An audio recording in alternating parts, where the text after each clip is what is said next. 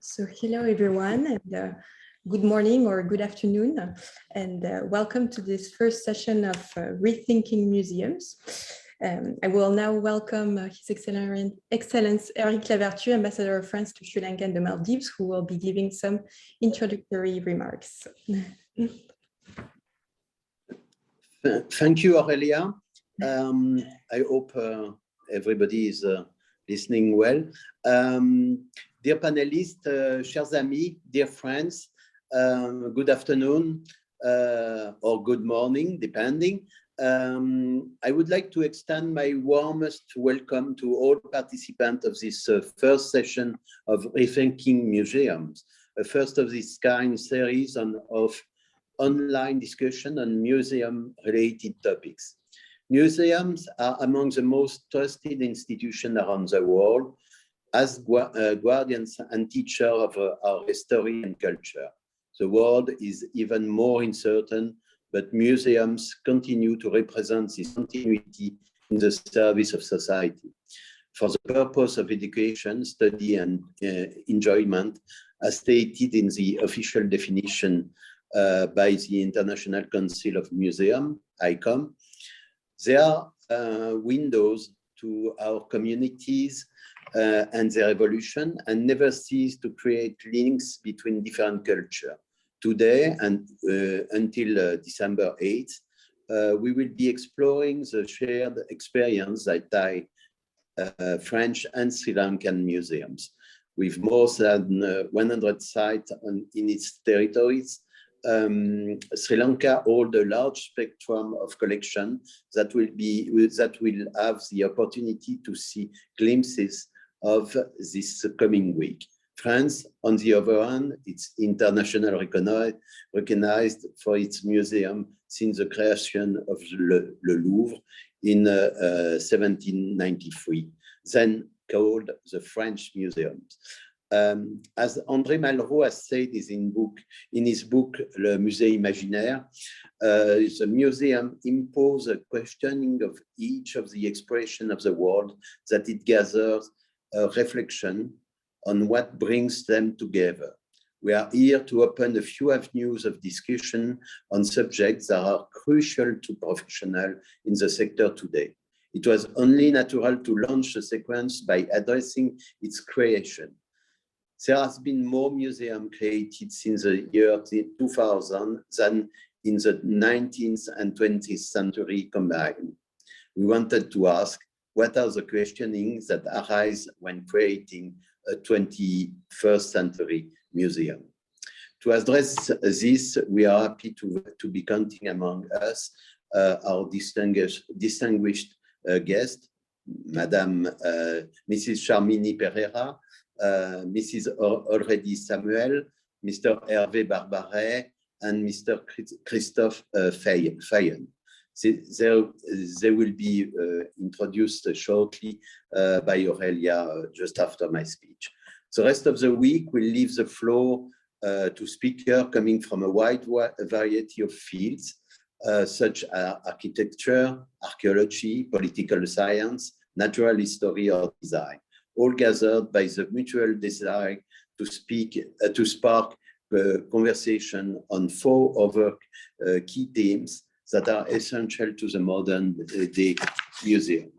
The shift in its narrative, deconstructing the need for a chronological presentation of collection, the importance of inclusive and outreach policies, its capacity to become a sustainable institution, and last but not least, the specific role of archaeological museums as crucial actors for the protection of tangible and intangible heritage in Sri Lanka. I would like to warmly thank Asini Aputanti, a researcher at the International Center for Ethnic Studies and author of the book Museums, Memory and Identity Politics in Sri Lanka, who was an important funding partner for this project and who will be a panelist tomorrow during the second session, along with the independent historian François Vergès and the cultural director of the Department of National Museum in Sri Lanka, Senarat Vikramasinghe. We are also grateful to our two art and media partners, Artra Magazine and Brunch, as well as to the Academy of Design. We hope this series will lead to thought-provoking conversation and that innovative and inspiring experience will be shared. Thank you to be with us virtually. I hope you will have a very pleasant discussion, and I will be very happy to follow up this discussion by another occasion to meet, but this time in Sri Lanka, as soon as the condition will allow us, and I hope it will be soon. So thank you very much. Merci beaucoup à nos participants qui sont en France. C'est une très belle occasion et une très belle initiative prise par Aurélie, par le service culturel de cette ambassade. Et je suis très heureux de vous accueillir cet après-midi ou ce matin pour vous à ce petit colloque virtuel. Thank you very much and have a very good discussion. Thank you very much, His Excellency, for this introduction. So, as mentioned, we are honored to have with us today 4 very distinguished guests. So, first we will have Sharmini Pereira, who is currently living and working in Sri Lanka and is Chief Curator of the Museum of Modern and Contemporary Art, who will be unveiling its new location early next year and presenting its 2nd exhibition. She is the founder and director of Rethinking and was co-founder of the Sri Lanka Archives of Contemporary Art, Architecture and Design. She was guest curator at the Aga Khan Museum and the Aberage Capital Art Prize and co-curated the first Singapore Biennale in 2006. Her writing has appeared in numerous magazines and art platforms. Hervé Barbaret is a senior advisor to the Cour des Comptes, the French Cour des Comptes, and Director General of France Museum, a private company which provides all the services owed by France to Abu Dhabi for the proper functioning of the Louvre Abu Dhabi project. He has initiated a policy of developing France Museum in order to promote French museums and heritage expertise. He has more than 17 years of experience in the cultural sector. So among others, as Deputy Director General of the Cité de l'Architecture et du Patrimoine, as General Administrator of the Louvre Museum and Secretary General of the Ministry of Culture. He has followed major cultural projects in an operational manner, the creation of the Cité de l'Architecture et du Patrimoine, the Islamic Arts Department of the Louvre, or the Louvre Lens. He's also a Knight of the Legion of Honor, Knight of the National Order of Merit, and Commander of Arts and Letters, and has taught at Sciences Po, ESSEC, and ENA. He has extensive international experience, having spent more than 3 years in India at the French Embassy in New Delhi, so not too far away from here, as well as in Rome. Christoph Feyen is a development professional, having worked with GIZ in Germany, Pakistan, Nepal, and Sri Lanka. His academic background is in history, political science, development economics, and organization development. With 15 years of experience in Sri Lanka, he's presently serving as the GIZ Program Director of a major reconciliation program, SRP, jointly funded by the European Union and the German Foreign Office. One of the program's cornerstones is its work on historical dialogue and memory, notably through their mobile museum initiative that will be developed further on. Finally, Aurélie Samuel is an art historian specialized in Indian culture that has spent 15 years working at the Musée, the National Museum of Asian Arts, first in the Japanese department and then as head of the textile department. Among others, she has curated the exhibitions Enfants de Chine, Petit Tigre et Jeune Dragon at the Asian Arts Museum of Nice in 2011, Kabuki, costume du théâtre japonais for the Fondation Pierre Berger Yves Saint Laurent, and Clémenceau, Le Tigre et l'Asie at the Musée Guimet. She focused on exhibiting contemporary works alongside pieces from the Guimet collection, introducing works by living artists into the museum. Examples of this include Koi Current, Reiko Kusudo's reinterpretation of the traditional Japanese koinobori in the exhibition La danse des formes, textile de Samiro Yunoki. Aurélie Samuel has also coordinated various publications and regularly teaches at the École du Louvre in Paris and the Sorbonne Abu Dhabi. She was named Chevalier des Arts et des Lettres in 2014. So we will start with the 4 presentations and then have about an hour for the questions and answers with the audience. I invite you to write your questions in the chat box throughout the discussion, and they will be answered in the second part of this session. I also wanted to warn you that this discussion is being recorded and will be uploaded to our YouTube channel. So I now leave the floor to Sharmini for the first presentation. Thank you, Aurélie. I will share my screen.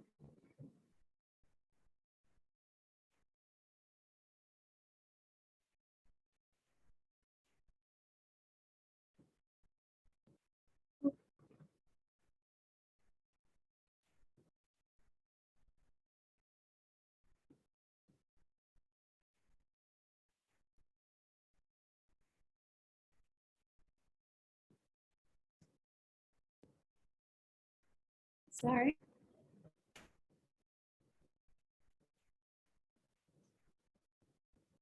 Can you all see my screen? It's frozen now for me. I don't know if it's the same for... Can you see it now? No, it's frozen also for me, I'm afraid. Me too, it doesn't work. Is it working now? No.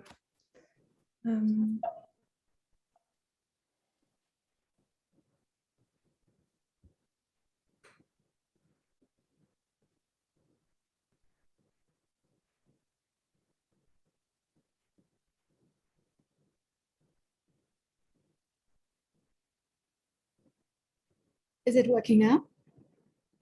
Yes. Yes.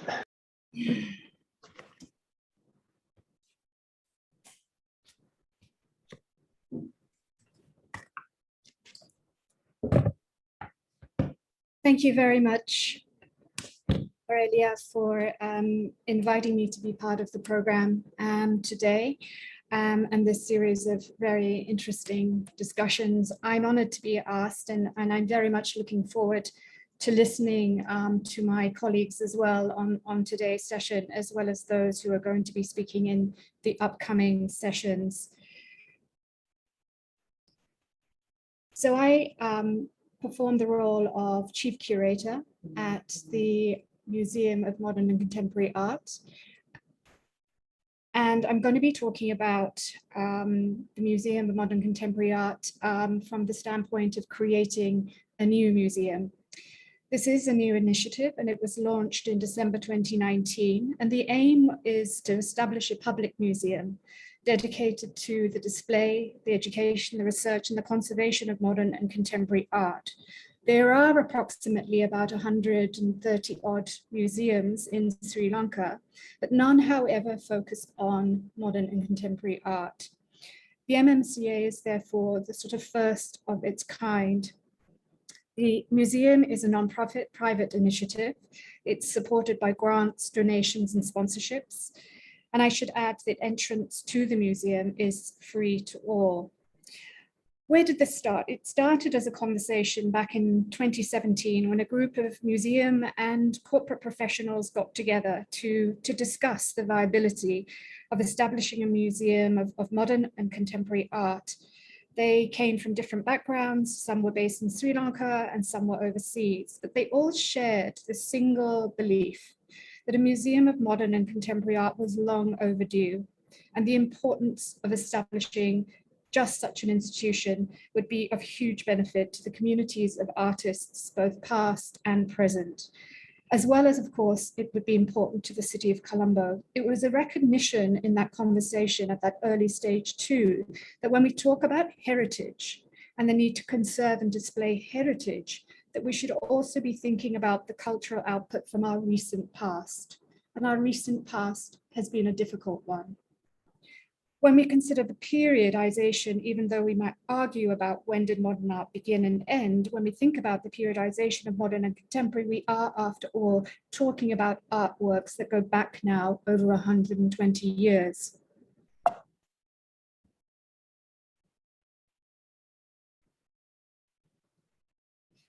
So where do we start when we create a museum? I had so many starting points to share with you. I chose this one, the naming. The naming of the museum was one of our first tasks. This in front of you is the word mark. Now, after much deliberation on whether to include the word museum, which is, in light of the contentious, perhaps, history of the term, and that was very recently highlighted by ICOM's mammoth undertaking to rethink the definition. In the end, we decided to keep the term because we wanted to tell that story, that contentious story about the museum's history, and to have that conversation here in Sri Lanka. It was a need, I suppose, that addresses the entrenched economic and racial inequities in Sri Lanka, the ways in which all of these things are encoded in museum collections, in opportunities, and in livelihoods, and in organizational cultures. There's a way in which there's a mistrust, perhaps, of the government entities that are behind them, and of course, the ever-increasing public mistrust of authorities. And I'd add also the mistrust of curatorial authority here in Sri Lanka. These were all important factors behind why we wanted to retain the word museum in our name. You'll see here that the adoption of our name was also, however, synonymous with our adoption of a trilingual approach, more on which later.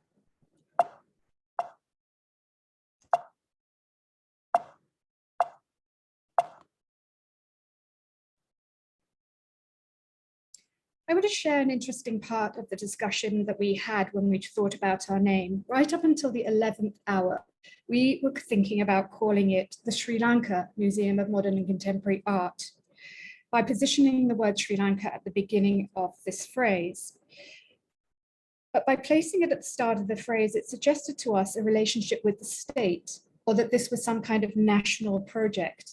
So we hurriedly, at the 11th hour, moved the word Sri Lanka to the end of the phrase, where it sits now.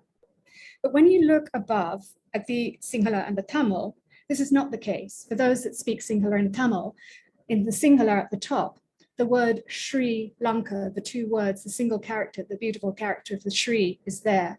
And in Tamil, we see the word Ilanga there at the front of the sentence. What we see already then is that language has inserted itself into meaning making. We can see how Sinhala, Tamil, and English follow their own respective syntactical structures. And graphically, if you just take this, there's no parity between the three phases. Words and their order and the languages dictate otherwise.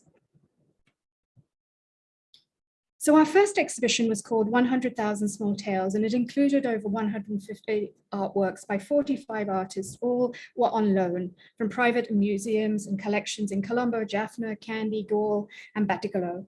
We also had loans from Los Angeles, London, and Melbourne. We were open for 70 days, just before COVID forced us, of course, to close. But in that short stretch of time, we managed to attract a total of 3,543 visitors, made up of tourists who were then in the country, but mainly locals, local school children, local university students, artists, designers, architects, teachers, and members of the general public.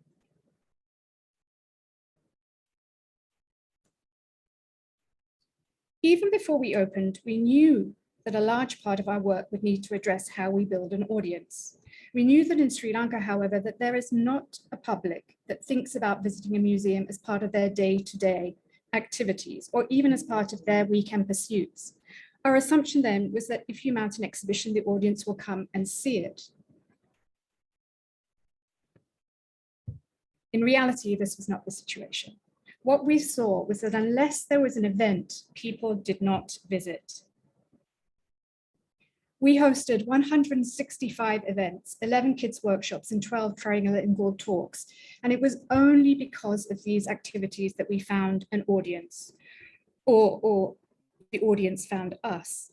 So the learning here from our first exhibition was that our audience attendance was event-driven. The MMCA Sri Lanka needs to take a long-term view about developing audiences for its work. And to kickstart this process, we did introduce a very simple exit survey for the first exhibition. The exit survey was filled in by 133 visitors at random, and the following findings can be highlighted, where we saw that more than 50% of the visitors belong to the age category of 18 to 13. But the area that I want to highlight is the one on the right, which was the question where they answered, what were your motivations for visiting today? As you can see here, 14% cited that they visited in order to learn something, 12% came to be inspired, 8% for reflection, 10% to be intellectually stimulated, 8% to enjoy the atmosphere. Based on this data, it indicates that over half of our audience polled that they came, or their motivation for coming was to learn something at some level, or to be in an atmosphere, we could argue, of learning.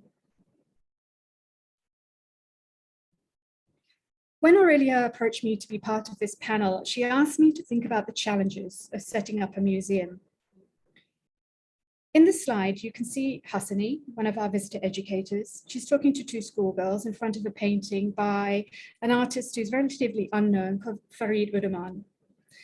But rather than focus on the challenges, this image focuses on the opportunity we have as a new museum to think about how non-experts can engage with art, how we can bring to light the work of overlooked art historical figures, how we can provide a learning space for O-level and A-level students, how we can foster a space where looking closely at something can sharpen our critical thinking skills and create understanding about specific paintings, which will in turn, we hope, be the subject of further study, safekeeping therefore, and become part of our collective knowledge and memory.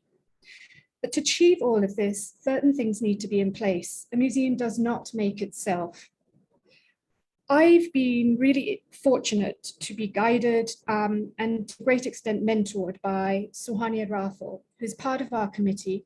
And she's also just opened, as many of you might know, the first purpose-built museum space in Hong Kong, M+. Earlier on in our conversation, Suhania described the phase before a museum is established as the silent phase.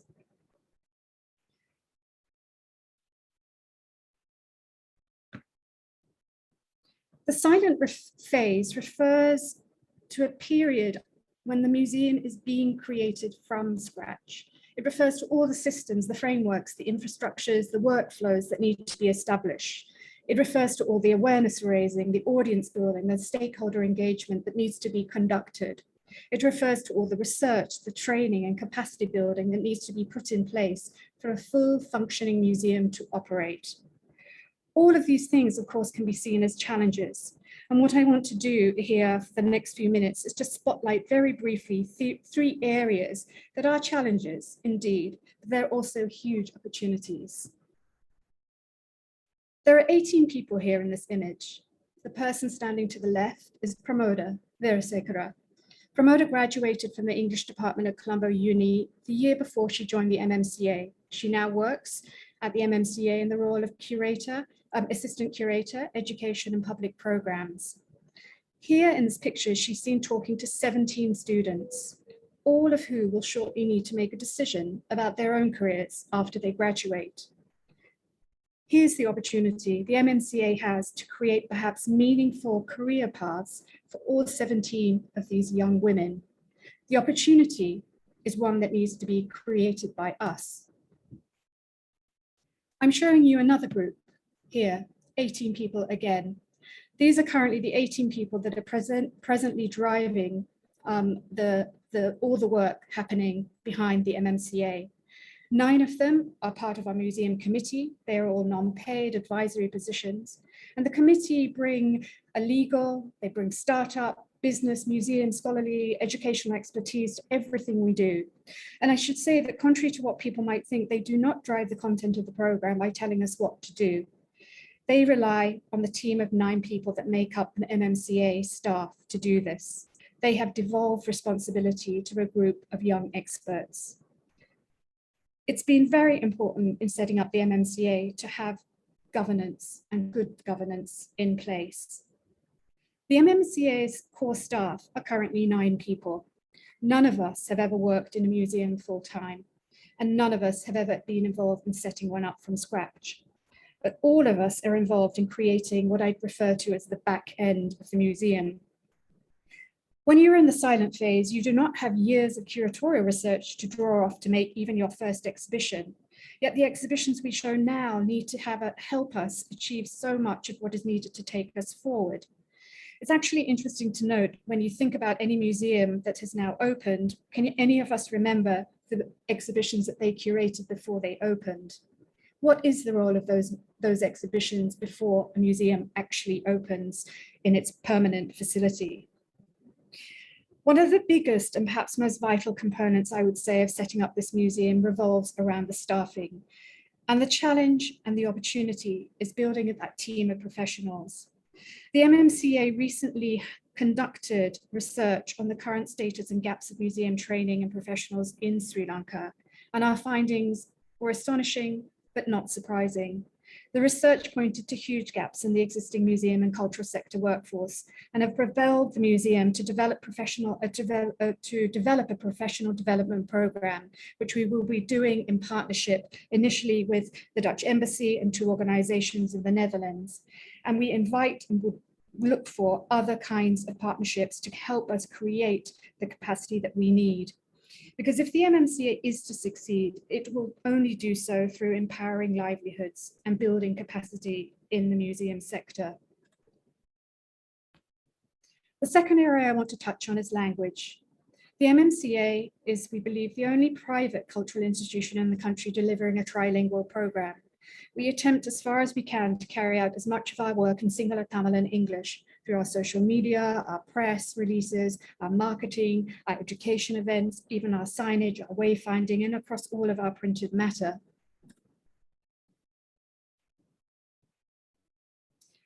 Working trilingually comes with huge challenges. What does it mean to work across 3 languages for a museum of modern and contemporary art in Sri Lanka is a question we ask ourselves and have been asking from the get-go. Finding the appropriate words and expressions for modern and contemporary art terms across English, Sinhala and Tamil requires thought and agreement. Who finds these words? How are they adopted? Who puts them into practice? Can trilingual approaches make modern and contemporary art more inclusive, more accessible in Sri Lanka? We are learning, and we've learned a lot so far from others.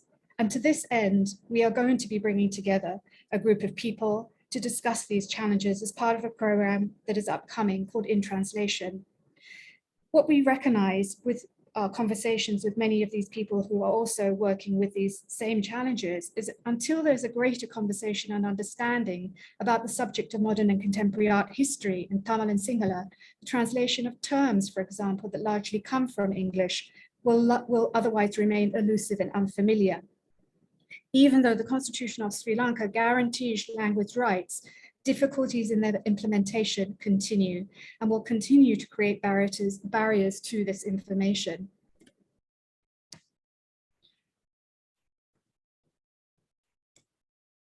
The last point I want to touch on in terms of challenges that I also see as opportunities is climate control. Remember our visitor exit survey? This was something that came back to us. AC is too cold. Please have a guest book. It is too cold. AC too cold. Indeed, we had AC in our gallery environment. Why? Because we are a museum that is adopting and trying to adopt good practices when it comes to exhibiting artworks. As a museum, we are custodians of objects. We, however, rely on mechanical ventilation and air conditioning systems to regulate the museum environment. But what we know is that 40% of our total energy consumption, 60% of that is consumed by these mechanical ventilation devices. The escalating costs of fuel, particularly here in Sri Lanka, and the shortages mean that this is really not sustainable from a cost perspective, but also from an environmental perspective. After we acclimatize, rather, what we do know, therefore, is when it comes to addressing climate control, especially in a country like Sri Lanka, where nearly all the artworks that come to us on loan are not coming from climate controlled environments, that we do have to think about this. After we acclimatize an artwork when it comes into our gallery, we return them, after all, to conditions that are essentially adding to their deterioration, given the levels of humidity that we have here in Sri Lanka. As a museum in the making, we do need to think about the lifespan, perhaps, of an art object. Can it be less than 70 years? Could it be less than 50? These are big questions to be asking. But before we do this, the museum is embarking on looking at the alternative ways to modify temperature controls that are more affordable and better for the environment, while also being able to look after the objects in our care. Museums are barometers of social and cultural change. This is something that Andres Sampo, who's recently written a wonderful book called The Future of the Museum. With great admiringness, I read the book, and what Andres talks about is something where he says that museums today are finding themselves in a dynamically changing, shifting realm where time-honored methods are becoming outdated and ineffective. He says to survive and thrive, museums must adapt to meet the needs of their audiences while not losing sight of their mission. But what Andres underlines here is, of course, the role of the museum. It's the role of the museum that is undergoing these changes. But what I would like to end on is the barometer itself. What might be happening in Moscow, Amsterdam, Seoul, or even New York will not necessarily be relevant to the context of Sri Lanka. So why would we follow suit? How are standards set and by who? I dare say too that if you lined up all the barometers next to each other, they would all be out of sync, depending of course on how they're all calibrated. The technology can't even be relied on. I want to end by saying that what we need to look at or look to are our own barometers.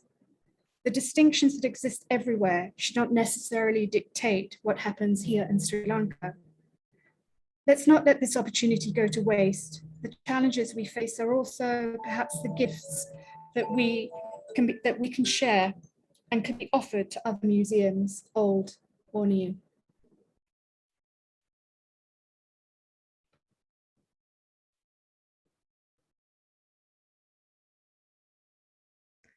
Thank you, Sharmini, for this presentation.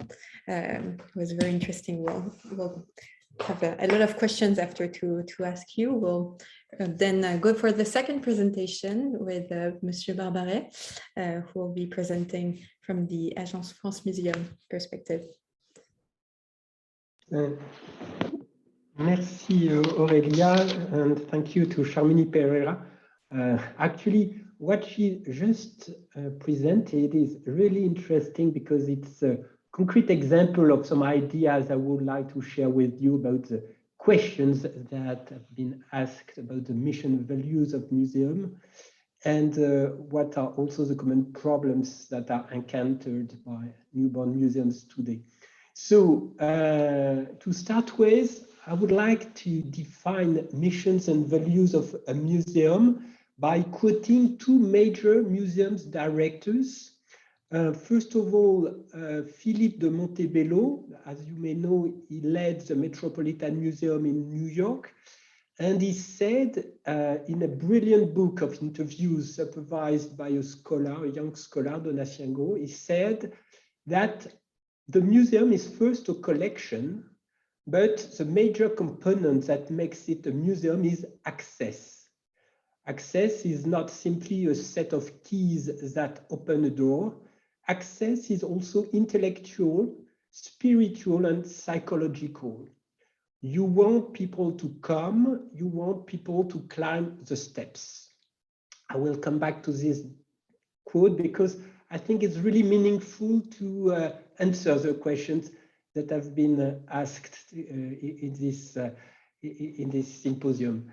And the second quotation I would like to make is from the same book, actually, and it is from Peter Klaus Schuster, who led the State Museums of Berlin in Germany. And he said that the museum is designed first to delight and then to instruct. You can always instruct, but first of all, you have to delight.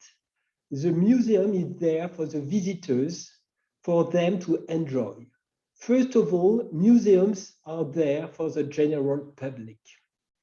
And actually, if I insisted and if I started with these two quotations, it's really because I think that from them we can not answer, of course, because the questions that have been asked are too large and, of course, too complicated. So I will not be presumptuous enough to try to give a definitive answer. But I really believe that the current problems faced by newborn museums stems from these definitions. First of all, Philippe de Montebello said, we want people to climb the steps. So this sentence has obviously two meanings of equal importance, literal one and metaphorical one.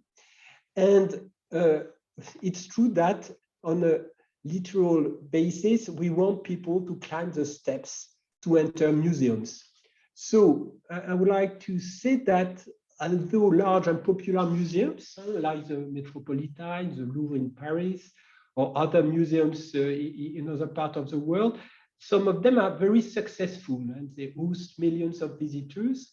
But in the other hand, we must be very lucid. We must be very clear that many museums all over the world, from the Western world, Eastern world, and in the Americas, are facing rather a public scarcity. What I read from many studies is that actually there is some kind of the winner takes all syndrome, meaning that a minority of museums accommodate majority of visitors, whereas a majority of museums are facing a risk of being almost empty. And to take an example, a recent study by the French Ministry of Culture about French museums disclosed a dismal figure that 71% of French adults do not come to museums. And that is, of course, the biggest challenge we as professionals of museum are facing today. And therefore, we must endeavor ourselves to make museums more attractive, more inclusive.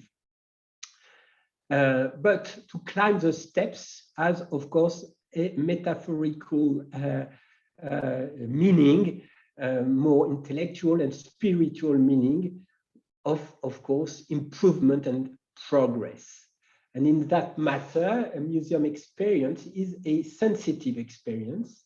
The visitor faces an artwork, and this face-to-face sensitive experience is the gist, the core of the museum experience.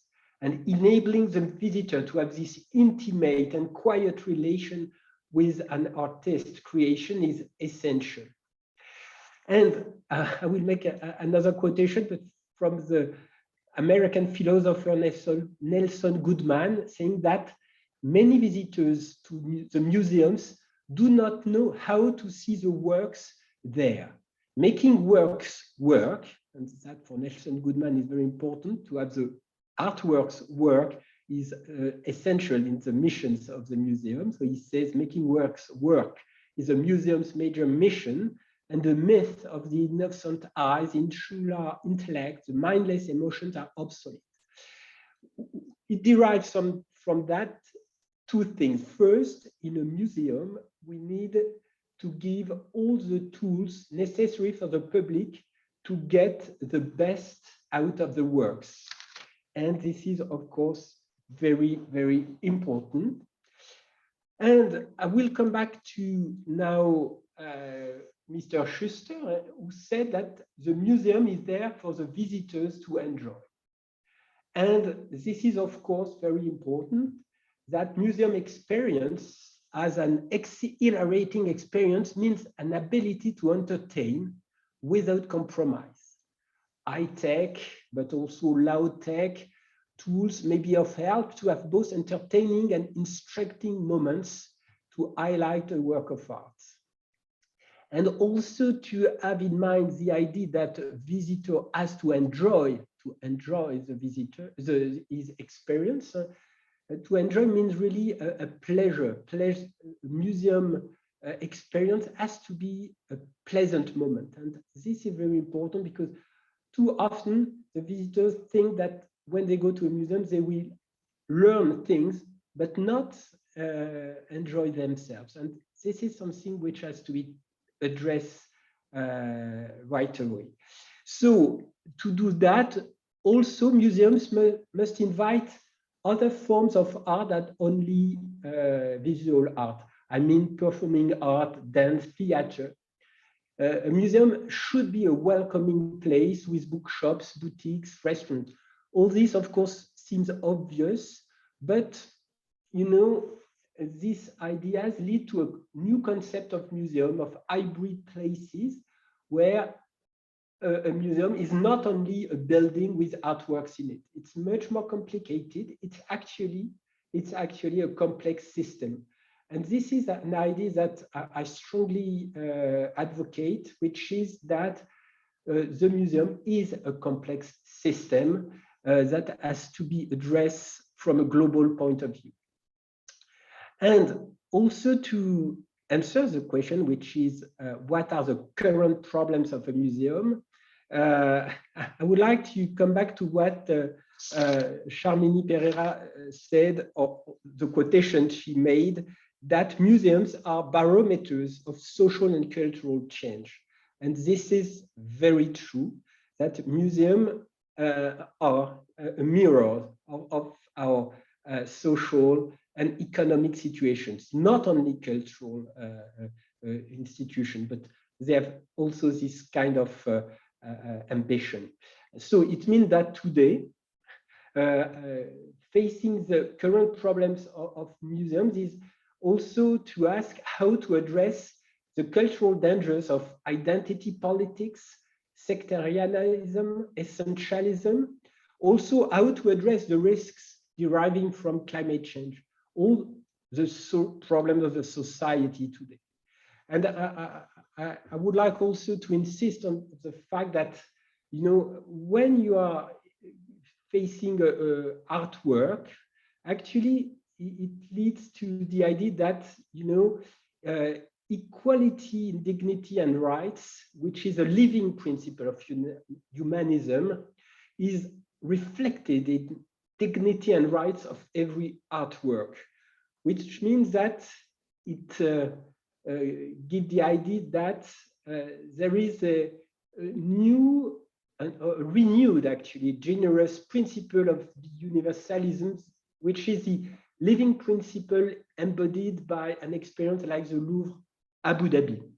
And I would like to conclude this short presentation to say that because a museum is a complex system, which is facing actually existential problems, as I mentioned, as identity politics, for instance, or all the climate change questions, etc.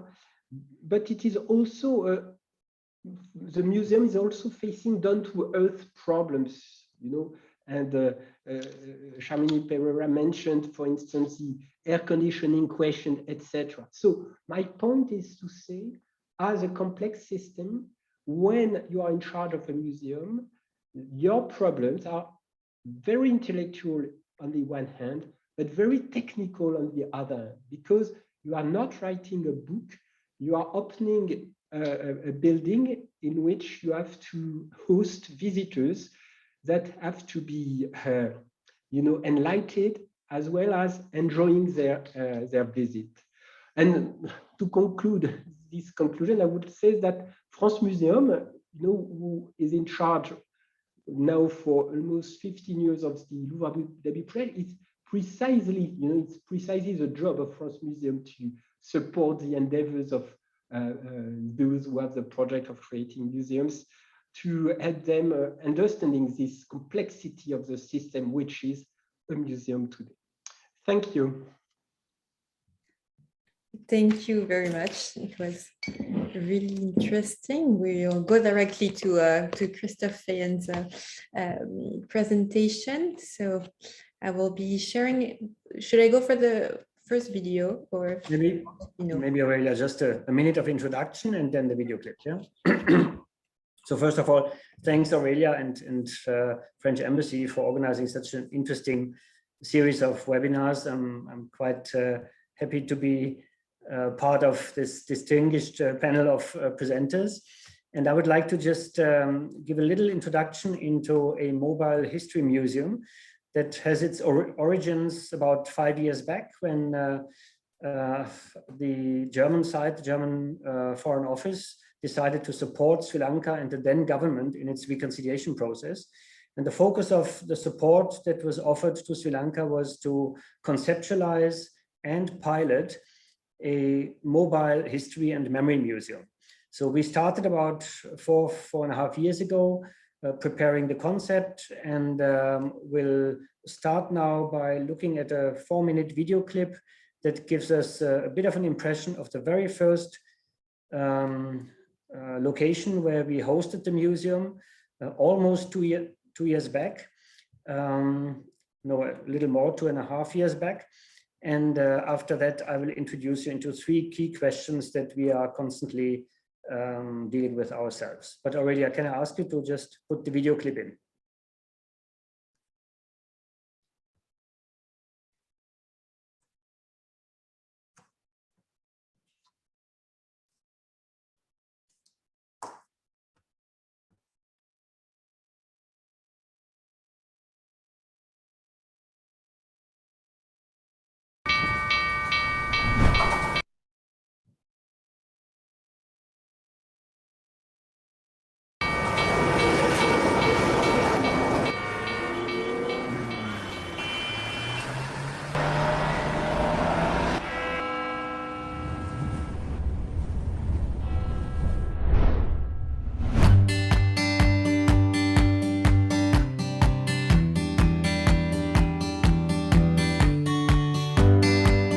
I think it's probably the first event of this kind that I've at least seen in this country.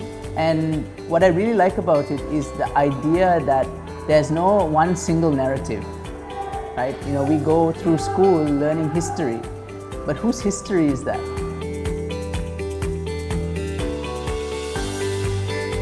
පහුගිය අතීතය ගැන මිනිස්සු හොයන මිනිස්සු ඉන්නවා. සමහර අය ඉන්නවා සමහර දේවල් දන්නේ නැහැ. සමහර ඉන්නවා දන්නවා දන්න දේ දන්නේ වැරදි විදිහකට වෙන්න පුළුවන්. එතකොට මේ වගේ ඉවෙන්ට් එකකට ආවට පස්සේ ඒගොල්ලන්ට පුළුවන් හරි අයිඩියා එකක් ගන්න. ඒ කියන්නේ තමන් දන්න දේත් එක්ක මෙතන තියෙන දේත් එක්ක ටැලි කරලා බලන්න පුළුවන් මොනවාද හරි මොනවාද ඇත්ත මොකද්ද වෙලා තියෙන්නේ කියන එක. නමුත් අර කොයි දේ දැක්කා දැනගත්තා වුණත් තීරණේ තියෙන්නේ තමන් අතේ. This museum is not trying to lecture you on things that have happened.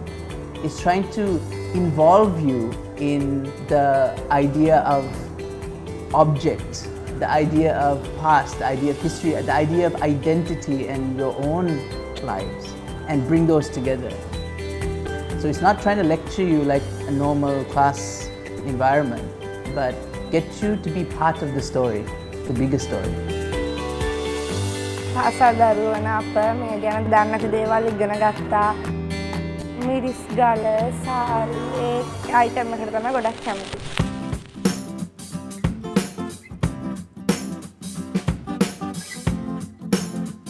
நான் இங்கே வந்த இடத்துல நிறைய வரலாற்று சாதனை மிக்க பொருட்களை பார்த்தேன். அதோட மிக முக்கியமாக கவனிக்கத்தக்க என்னுடைய கல்வி சார்ந்த ஒரு விஷயமாக ரேடியோட டெக்னாலஜிஸ், அதாவது ஆரம்ப காலத்தில் எப்படி ரேடியோட டெக்னாலஜி யூஸ் பண்ணப்பட்டுன்னு சொல்லி நான் நேரடியாக அந்த ரேடியோஸை இங்கே வந்து தான் கண்டேன். என் எக்கமல் பாடத்தில் இருக்கிறத ஒரு புத்தக நூலை மூலமாக பெற்றுக்கொண்டதை நான் இங்கே நேரடியாக கண்டு அதுக்கூடிய தெளிவான விளக்கத்தை பெற்றுக்கொண்டேன். பாரம்பரிய உடைன்னு சொல்லி அதை அணிய சொல்லியிருந்தாங்க. அந்த உடையை அணியும் போது சந்தோஷமாக இருந்துச்சு. அது நல்லாவும் இருந்துச்சு அந்த program. And I really like how interactive and engaging these exhibits are. and you can see how happy people are to, like, you know, find where they live on the map, or see themselves in the mirror and ask themselves, who am I? And what kind of story, what can I contribute to the history, and what is my history? இந்த அருங்காட்சியகம் வந்து மிகவும் பிரயோசனமானதுன்னு தான் நான் நினைக்கிறேன். இப்போ உள்ள இளைஞர்களுக்கும் இப்போ உள்ள சந்ததிகளுக்கும் வந்து பழைய காலத்தில் என்ன மாதிரியான நிலைமைகள் இருந்தது, பழைய காலத்தில் என்னென்ன கலாச்சாரங்கள், என்ன விதமாக மக்கள் வாழ்ந்து வந்தாங்க அப்படிங்கிறது வந்து அவங்களுக்கு உண்மையிலே தெரியாது. அதே நேரத்தில் அவங்களோட அந்த வரலாறுகள்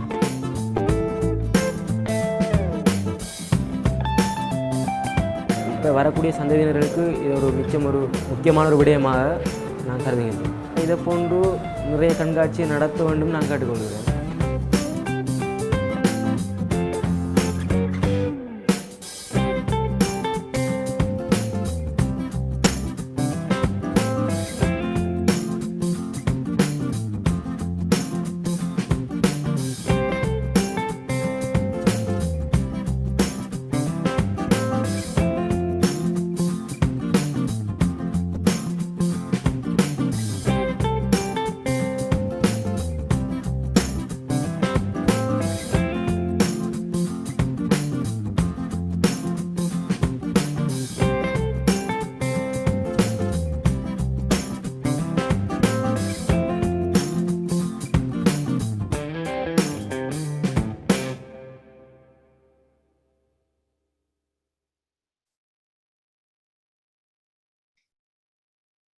Okay, thanks, Aurélie. Maybe you can now switch to, yes, the slides.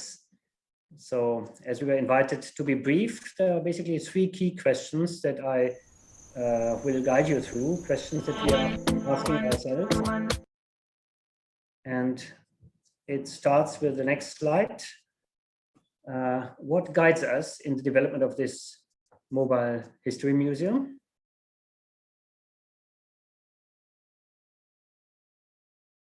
Aurélie, can you take the next slide?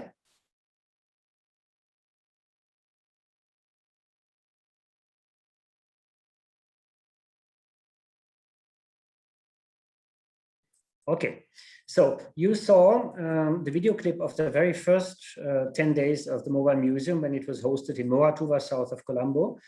And we managed to go through 4 locations in Sri Lanka, south in Viravilla, then Nitambua towards the Central Highlands, and eventually to Jaffna, before the COVID-19 pandemic made it impossible to tour.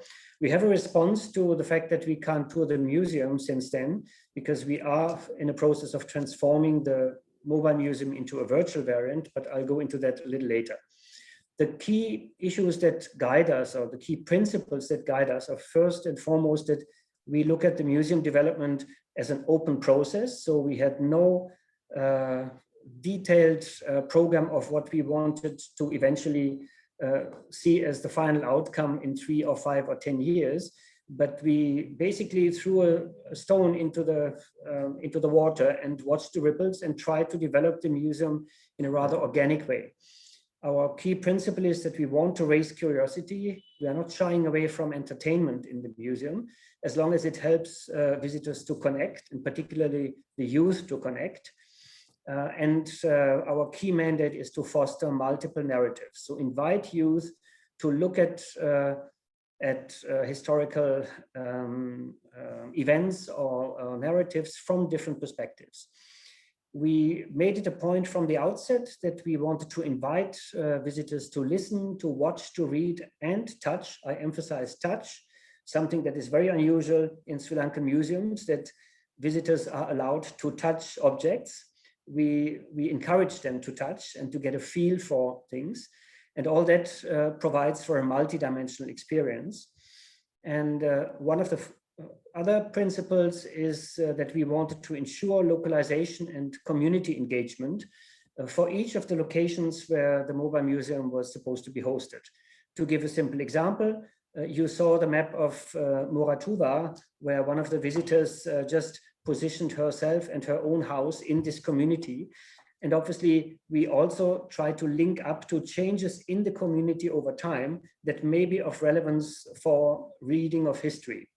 You saw also one exhibit referring to the change of road names.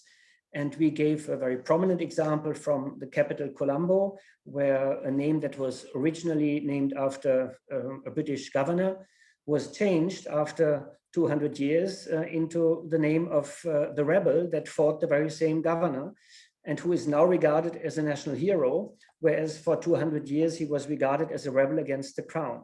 So these kind of changes take place, everyday experiences of Sri Lankan citizens.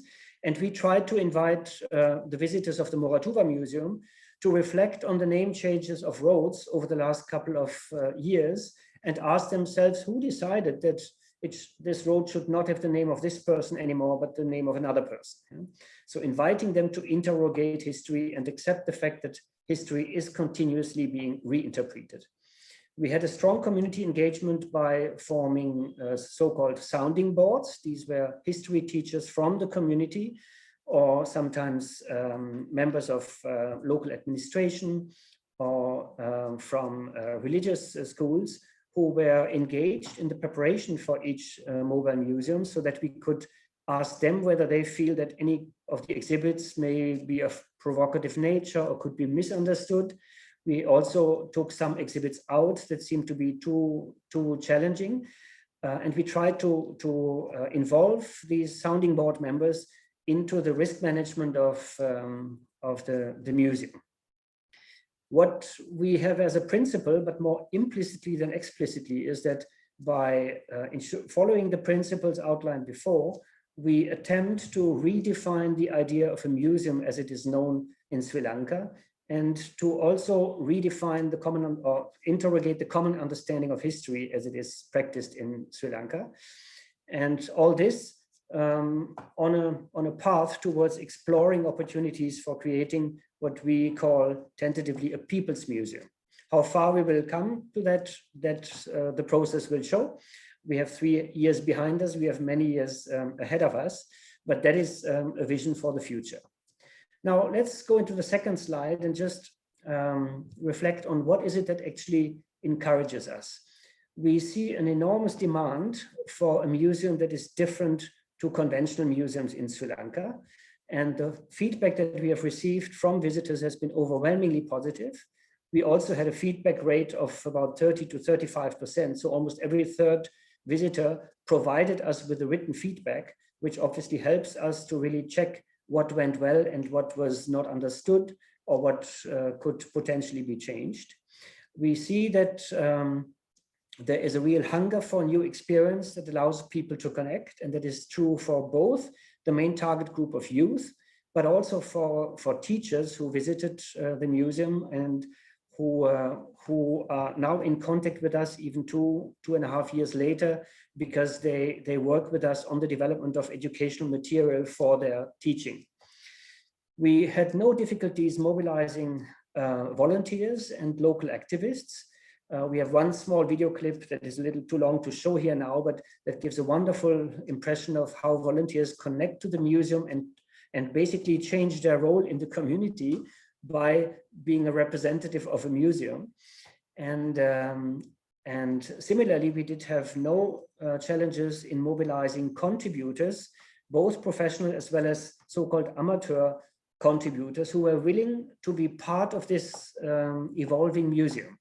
One of our most quoted examples is one visitor who came for the very first mobile museum in Moratuva, was fascinated by its approach and told us one thing that you could add to the museum is how one can read history by using postal stamps. And we then worked with him and encouraged him to develop an exhibit.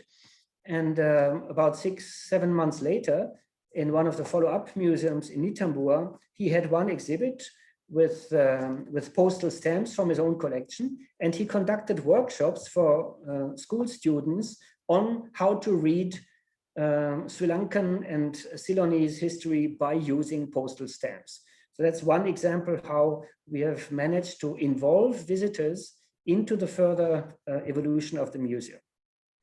And eventually, one of the other encouraging aspects is that we do know of quite a number of visitors who have made use of the mobile museum to kick off their own activities. We do support teachers in development of educational material. There is a growing network now of public historians and history teachers who are connecting with each other and who have partially been encouraged by visits to the museum. We also have teachers who had visited the museum in Nitambua and only 2 weeks later hired a bus on their own and brought students to Jaffna, which is hundreds of kilometers away, in order to provide this opportunity to their students. So one could see that we seem to have connected to quite a relevant number of teachers who are willing to promote the museum and the future evolution of the museum. Now, that doesn't mean to say that we are just overwhelmed by encouraging aspects, but we are also grappling with a couple of open questions. And that leads to the last slide here, and I just name a few.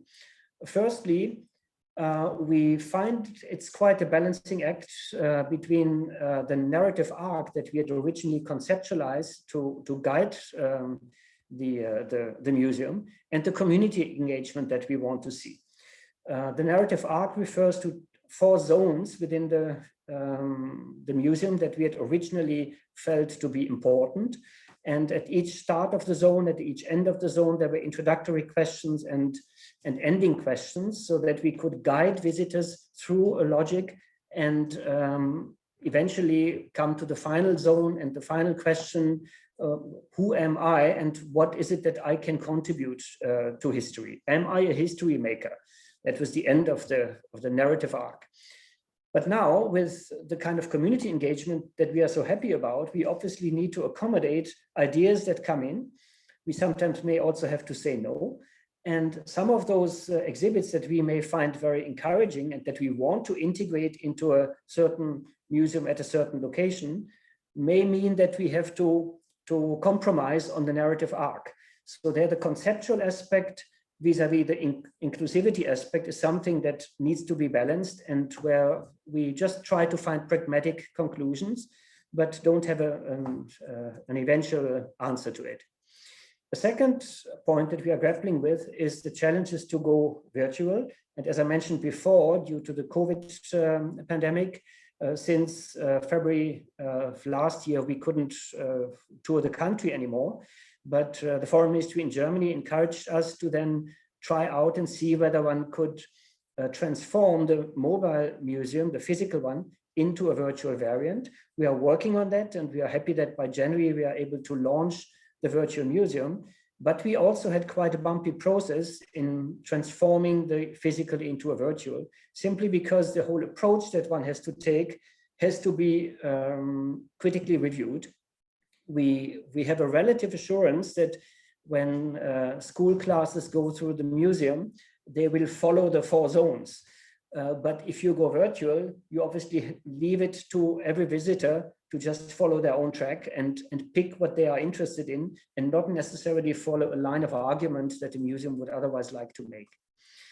A third point that we are grappling with is the question whether the museum that we call It's About Time, whether it is actually justified to call it a museum, or whether it's presently just an extended exhibition or maybe even an event. I mean, following the internationally accepted definition of museums, in some sense, yes, we do collect, we do preserve to some degree, we do present, and we go into educational material and teaching. But whether eventually one will really come to the point where the It's About Time initiative can be called a full-fledged museum, or whether it is just something that will tour the country as an exhibition or will be seen as an event, that is something to be explored in the process. Now, the next question is, we are obviously as GIZ, as a development organization, is bound to work on these kind of initiatives within a fixed time frame. Originally, it was 4 years. Now we are getting an extension of another 3 years to work on it. But in any case, it is time bound, and we are reflecting on potential sustainability of the mobile museum and its now virtual variant. For this, one needs to reflect on fundraising, one needs to reflect on not only financial resources, but also professionals to be available. And that opens up opportunities as much as it opens up challenges. So our eventual question that we are grappling with is, are we heading for something that may, after touring the full country, deserve to find its own place, maybe in Colombo, in a space that may have to be provided. The former president of Sri Lanka, who was one of the visitors of the very first mobile museum, she immediately said, well, after touring the country, you need a place in Colombo, and if I can support you in finding one, I may offer my support.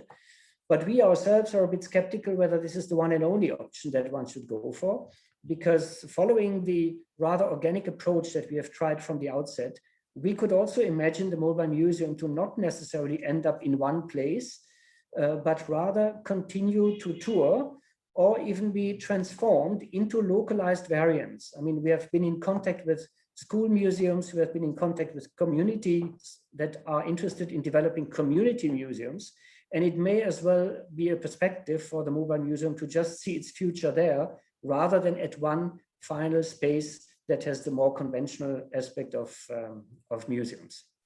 So we are at a point where we are now looking forward to the launch of the virtual museum, but I must admit the whole team is very much looking forward to start touring the country again. The 18,000 visitors that have been to the museum at these 4 different locations, so usually about 500 to 600 per day, have been very encouraging, and we are all keen to go back into this direct contact with visitors rather than just working on the development of a virtual one. But time is open, and we just hope that next year will allow us to come into the kind of contact that we had enjoyed before COVID. Okay, thanks for that.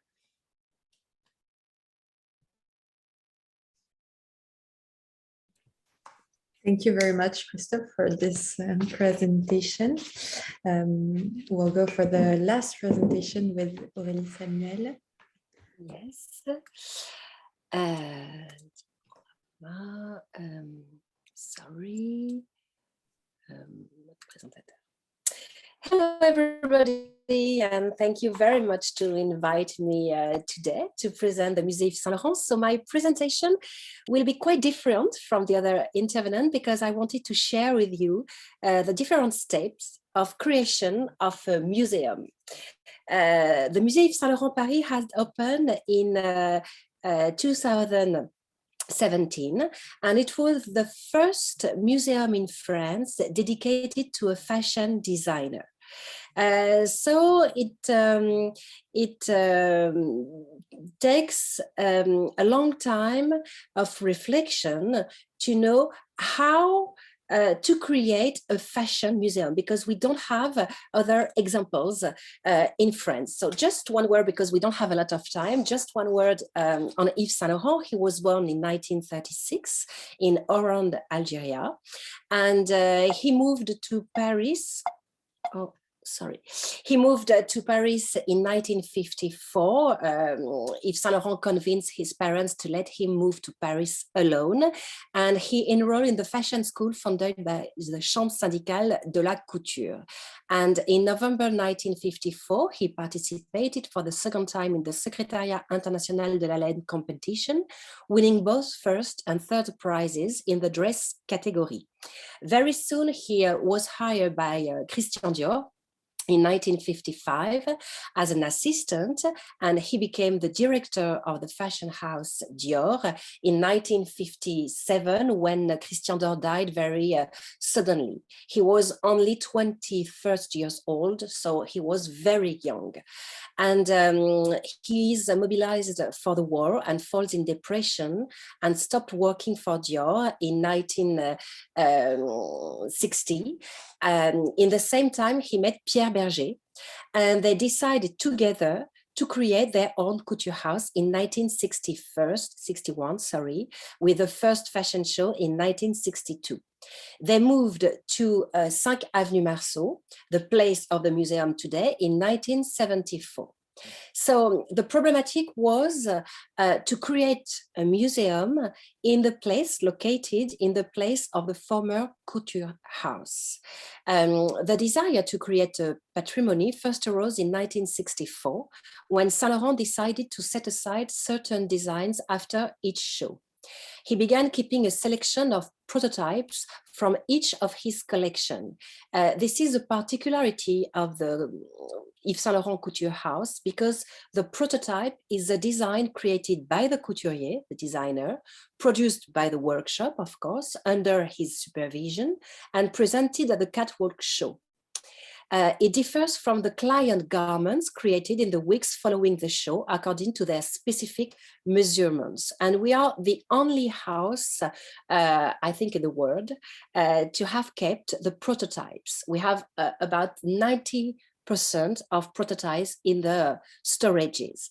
But the other particularity is they didn't keep only the dresses, the garment, they kept all the documents related to the creation, the sketches, the atelier specification sheet, the collection board, the photographies, all the creative process for all the collection from the beginning to the end in 2002. So it's a huge collection with all the archives. In 1982, the word museum, as you can see on the slide, first appeared in the atelier specification sheet made in the studio. It means that they have the idea to create a museum, but maybe not only as we think museum today, but to create a kind of patrimonial conservation of the creation. So it was quite new for fashion. I think they were completely unique at that time.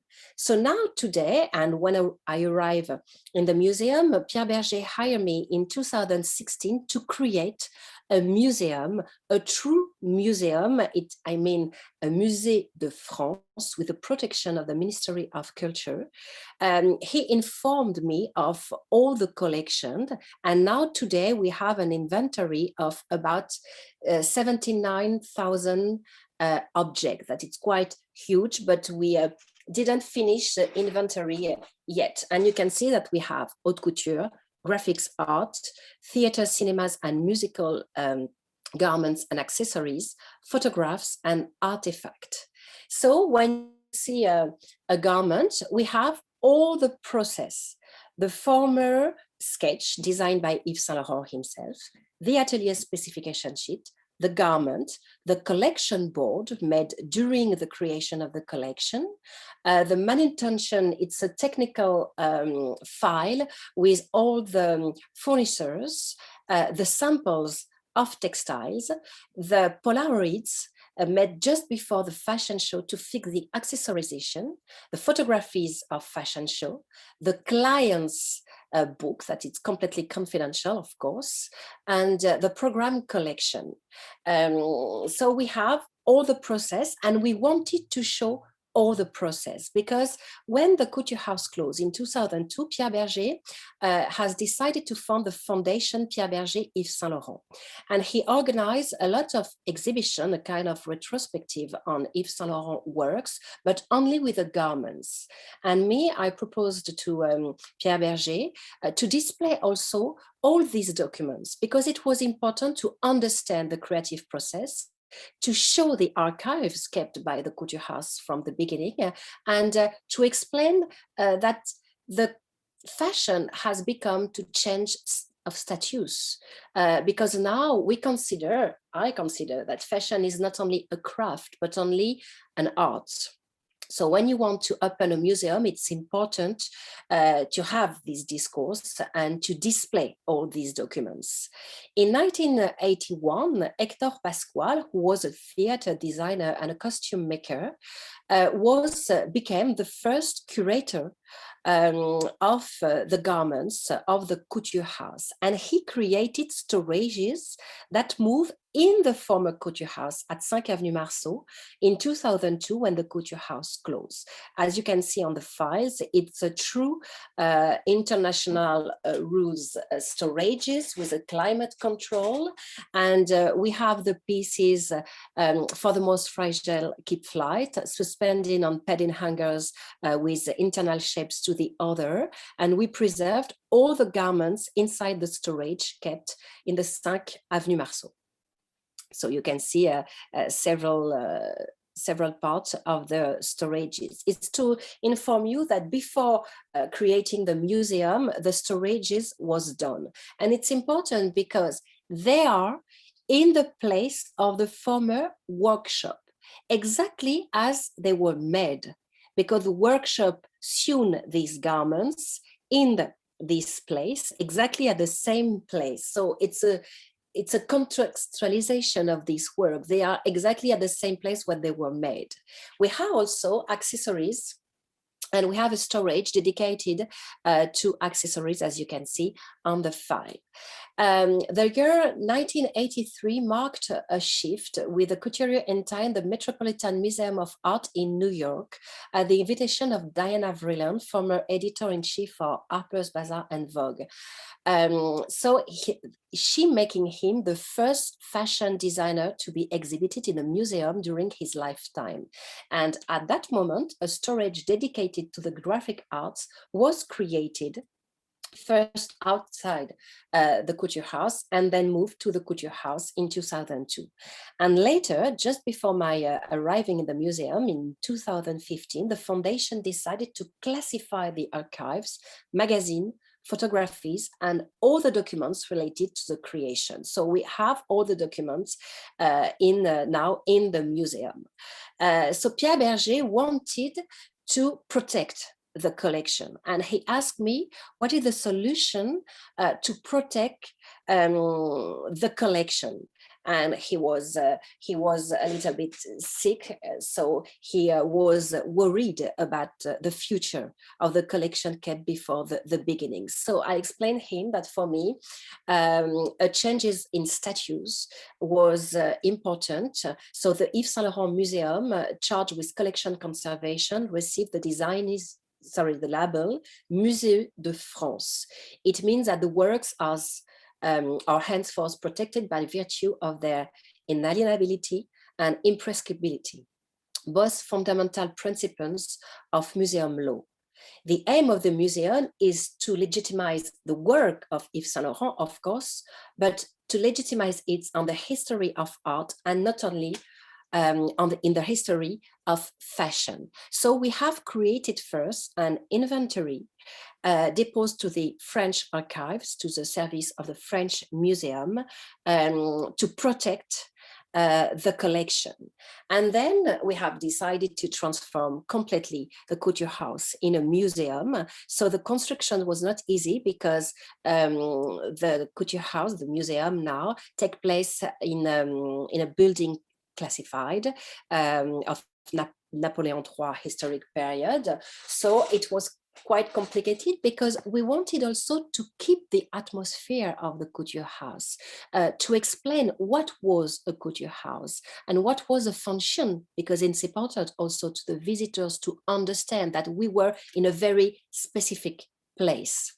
So we wanted to keep some part of the former salon, of the former couture house. So you can see on this slide the museography parcours. We hired Nathalie Crinière for the scenograph and Jacques Grange for the decorative museum. He was the designer of the couture house. So we have decided to keep the reception rooms.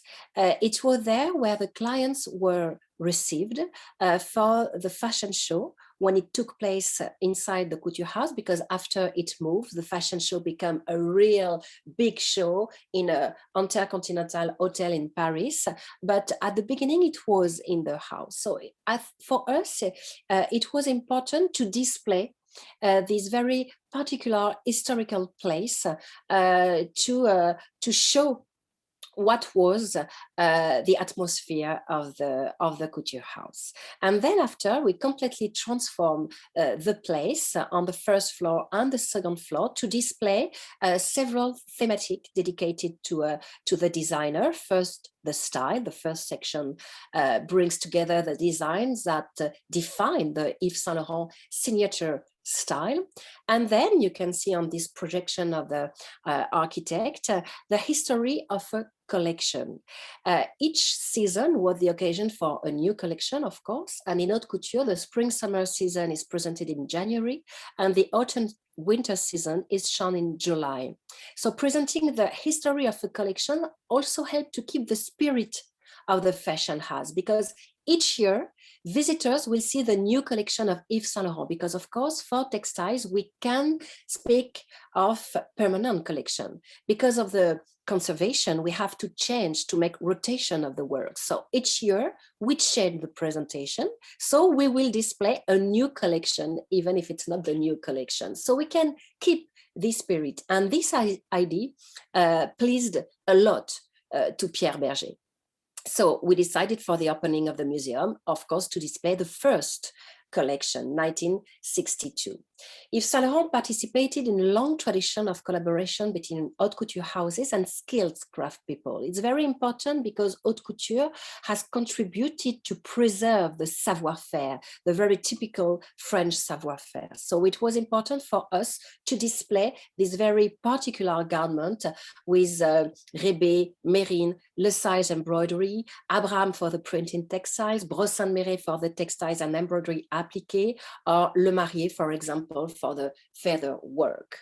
And also another thing very important was to us the inspiration, the exotic inspiration. Yves Saint Laurent was particularly interested in foreign cultures, Africa, Asia, Russia. So we wanted to display all his inspirations, come from the books, of course, because he didn't travel a lot, but also from his collection. As you maybe know, Pierre Berger and Yves Saint Laurent had a huge collection of art. On the first floor, we wanted to display the history of fashion through the works of Yves Saint Laurent and the link between art. Here you can recognize inspiration from Middle Age, here from the 19th century, here from the 20s, 30s, and 40s. We have a very particular jewelry inside the collection in the heart. The heart was one of the Saint Laurent emblematic pieces created in 1962 and made by the house of Semama. It served as a talisman during his haute couture and ready-to-wear fashion shows, worn with a specific design or by a model Saint Laurent selected himself. So it was very precious for the house. And the first idea of Pierre Berger was to include in the tour the workshop, the studio. It was really the heart of the couture house. You can recognize on the screen the desk of Yves Saint Laurent himself and the desk of the collaborators, his library, and he created all his collection here inside the studio. So it was important for us to show that, and we didn't change anything. It has been no change since the death of Yves Saint Laurent. It's a very emotional place, but we didn't want to create a memorial. We wanted to display how the creation was made in this place. It was Saint Laurent was with his collaborators, about 10 or 12 persons. He designed all the accessories there. He worked with Loulou de la Falaise. He was inspired by all his books. So it was important for us to show that it was a kind of rush all the time. And at the end of the museum, we wanted to make a legacy to the former flats of Yves Saint Laurent and Pierre Berger at 55 Rue de Babylone. And here it was the cabinet of curiosity of the cameo. And we tried to reconstruct it for the jewelry. So it is a museum who displays the works, who learn about, you can learn about the history of fashion, the history of creation, how Yves Saint Laurent designs and create his works, but also the history of the both Pierre Berger and Yves Saint Laurent in the creation of their collection, in their passion and their life also. So it was important to display that also. And the last part of the museum is dedicated to the link between arts, but specific painting arts. You can recognize here a dress dedicated to Picasso, inspired by the Parade, the collaboration from Picasso to Diaghilev ballet, the Russian ballet, Braque with an inspiration of painting, and of course the Mondrian dress. With the Mondrian dance in 1965, he completely changed the relationship between fashion and art. It was the first time a fashion designer, transport a 2D dimensional painting to a dress. It was not a reproduction or inspiration. It was completely a transposition. It was a kind of manifesto. And so from this point, the relationship between art and fashion completely changed. And the museum accompanied the changes of statue. So by taking a renewed approach to the museum, it is both a museum of knowledge, of acknowledgement, and interaction, knowledge of the place, of the working of the haute couture house, the creative process, the man, recognition of his work, his influence over time, his heritage in the history of art and fashion, interaction and exchange with institutions and the public through shared projects, events, conferences. So the museum and its documentation department aim to make their resources available to as many people as possible. Researchers, curators, art historians, academics, students, lecturers, and librarians will be able to consult the collection for their projects by appointment. We are not open yet, but we will open. It was complicated, as you know, with the COVID, but we will open the documentary researcher, I think in 6 months, maybe. When I arrived in the museum, the foundation has organized a lot of exhibition outside, a kind of retrospective. Here you can see images of Seattle Museum, both museum in Belgium, Richmond Museum in the United States. In the museum in Paris, we have 2 moments, 6 months of exhibition of the permanent collection, as I showed you, and 6 months of exhibition, thematic exhibition dedicated to a precise scientific theme. The first was dedicated to dreams of the Orient and the influence of Asia in the creation of Yves Saint Laurent. And now we have in the museum an exhibition called Yves Saint Laurent Behind the Scenes of the Couture House in Lyon that offer a presentation of the link between the manufacturers of silk in Lyon and the creation of Yves Saint Laurent. So it's a more technical and scientific approach. Of course, we continue the acquisition. The acquisition policy for both haute couture and ready-to-wear is organized around several criteria. The lack, of course, of the collection, prototype or model approaching the prototype, rarity of the part, origin, I mean the client, conservation state. Priorities is given to the haute couture pieces from the early year, 1960s and 1970s, because they didn't keep a lot of prototype at the beginning of the house. The prototypes were sold because normally the clients order a museum garments for them, but it happened that they sold the prototypes. And for us, it is very important, the prototype, because it's the former design made by Yves Saint Laurent himself. So we have organized also a cultural program, offers activity allowing the public to further its understanding of Yves Saint Laurent body of work, the history of fashion, the museum entire collection. So during regularly scheduled visits, historians, curators, artists, and researchers will share their expertise with the public and elaborate on the topics explored in the retrospective display and temporary thematic exhibition. And we also add a visit of the atelier with small group to conservation spaces. Using a few pieces taken out of storage, a member of the conservation department will discuss the museum staff's efforts to preserve and present the collection. And to finish, I wanted just to say a word on the Marrakesh Museum, because at the same time of the opening museum in Paris, we have opened a museum in Marrakesh. It was the decision of Pierre Berger, who wanted to offer to the Moroccan the possibility to admire the creation of Yves Saint Laurent linked to his inspiration. Since 1966, when they discover Morocco and especially Marrakesh, Yves Saint Laurent draws all the collection in Morocco. Twice a year, he went to Morocco and designed hundreds of sketches for the collection, and then back to Paris and give all the designer to the head of workshop to create the garment. So it's the first source of inspiration. If you want to really understand Yves Saint Laurent, you have to begin your visit in Morocco to understand the creation and the sources of inspiration, and then go to Paris to see the realization of the work. So the two museums are completely linked, but all the collections are kept in Paris. So it is here in Morocco that we should begin the appreciation of the work by coming to discover that was one of the great sources of inspiration.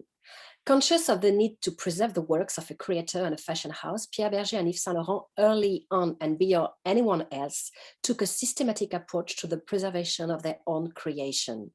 The creation of two museums, one in Paris and one in Marrakesh, is the result of the couturier's effort and a long process of making his work part of cultural heritage. The Yves Saint Laurent Museum was declared a pioneering museum by virtue of its former mission, which it continued as much as for the new one it invented. Thank you for your attention. Thank you very much, Madame Samuel, for this lovely presentation. We'll move on to the question and open the discussion to questions of the audience. So don't hesitate to write in the chat box if you have something that comes to mind right now. I wanted to open the discussion by asking you a more general question to each one of you. If you had just one advice to create a 21st century museum, what do you think it would be? Do you have any lesson that you have learned from your respective experiences?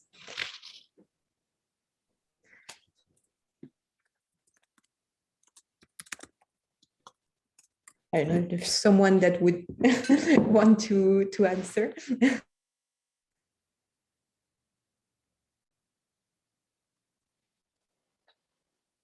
So maybe I will start if nobody speaks.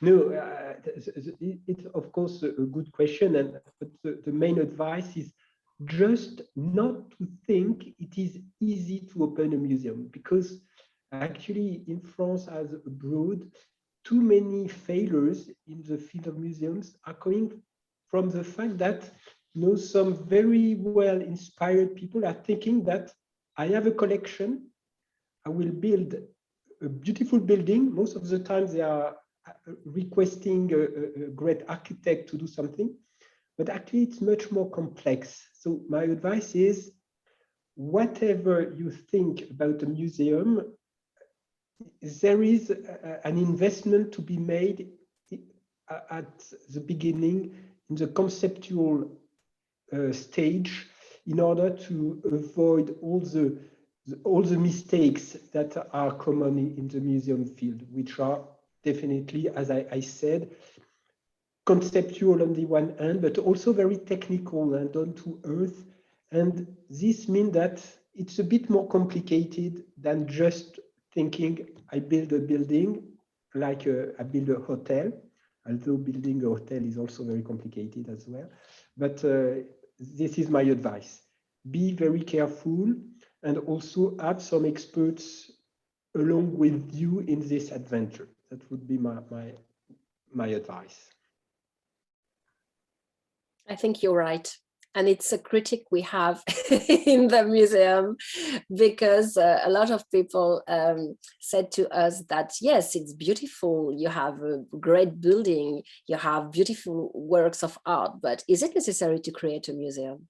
So what is the meaning of a museum?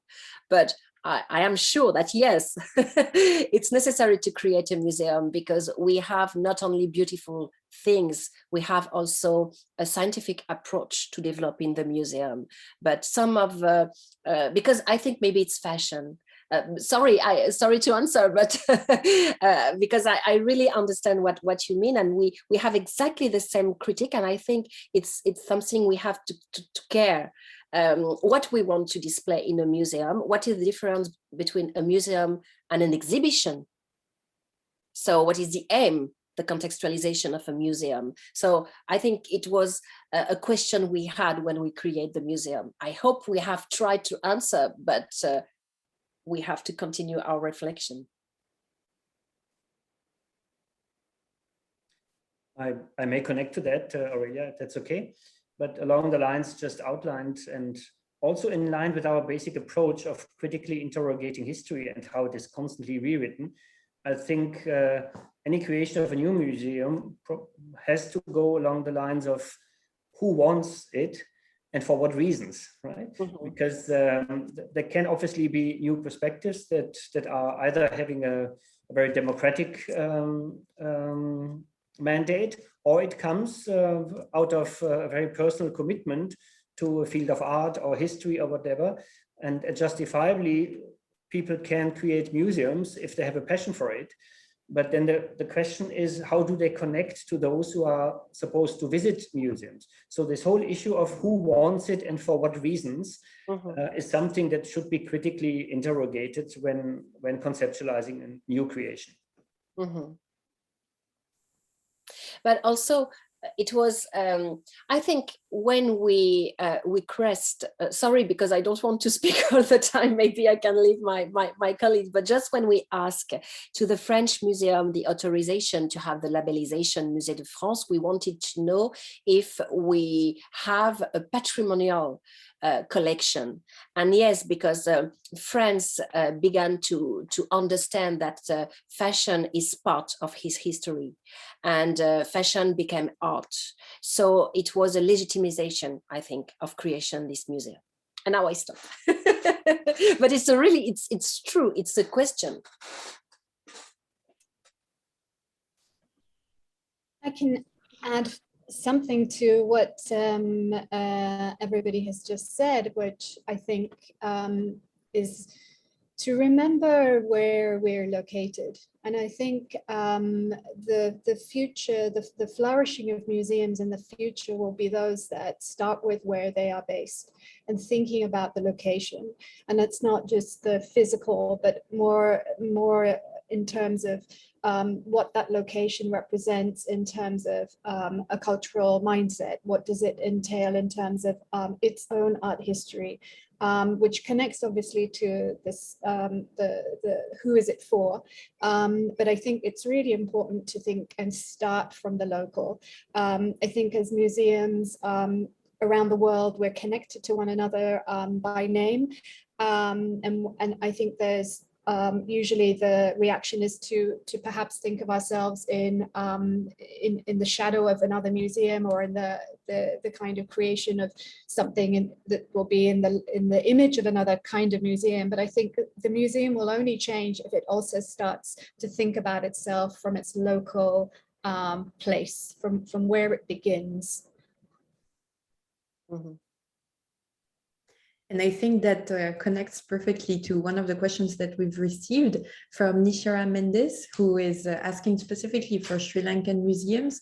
The person argues that there's a need to develop the welcoming, in a way, ambience of a museum to be a place one could wander off the road and walk into, and to be more than just encouraging an organized school trip. Do you have any thoughts on this aspect of location and the possibility of having an elitist or restricted image of the museum?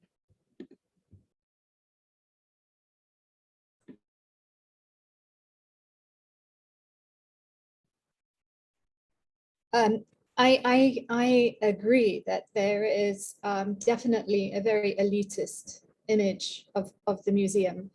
And I would suggest, in fact, that those that work in the museum stop and think about themselves as propagating this elitism, the way that they speak, the way that they write, the way that they design exhibitions. It doesn't invite people to come in. I'm particularly interested when Hervé spoke about how this place of the museum should be somewhere of enjoyment. It should be not somewhere that is testing you to think about what you don't know.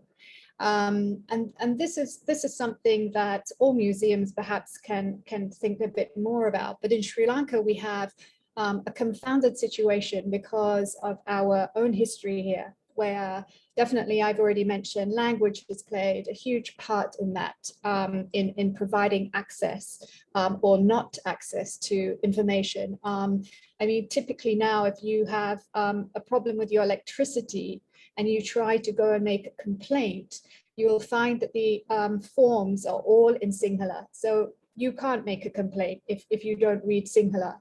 I mean, just at that very basic level. To talk about, I suppose, what we do, what we plan, and what we should be thinking about as a museum, I think we have to think about the visitor experience on all fronts. And, you know, that's not just when they physically walk in. How are they hearing about us? Who are they hearing about us from? Is it through the Sinhala social media, or is it through the Tamil social media? How do we talk when we're speaking in Tamil to the social media groups that are for the Tamil speaking communities?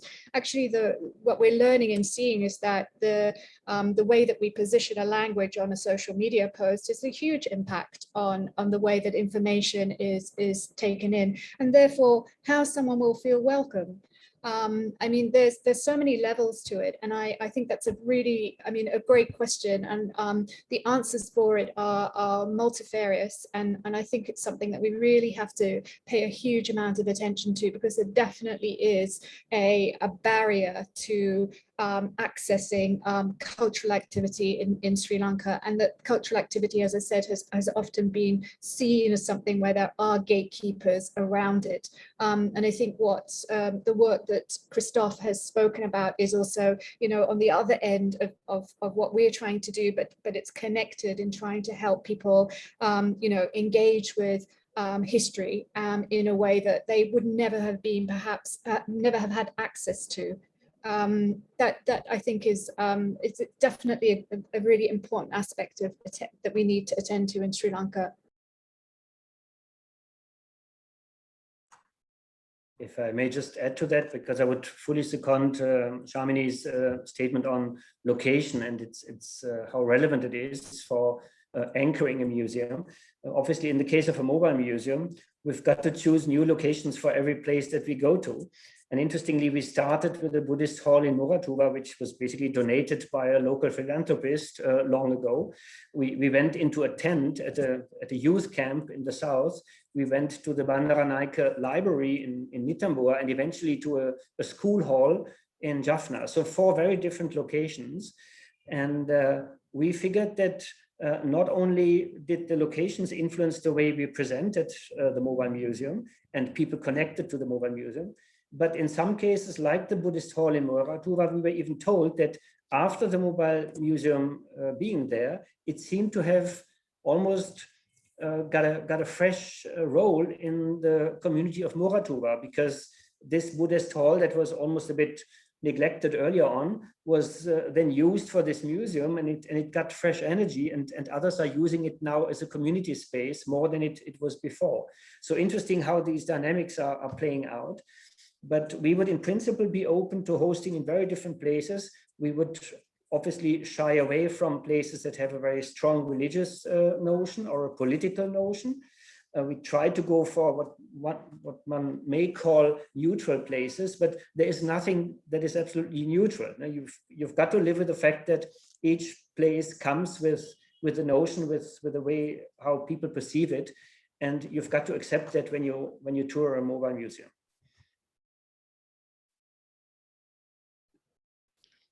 We have another question from Sujata Migama, who is saying that all the different places and museums that you've been presented seem to engage differently with current global concerns such as diversity, equality, inclusion, climate, and sustainability.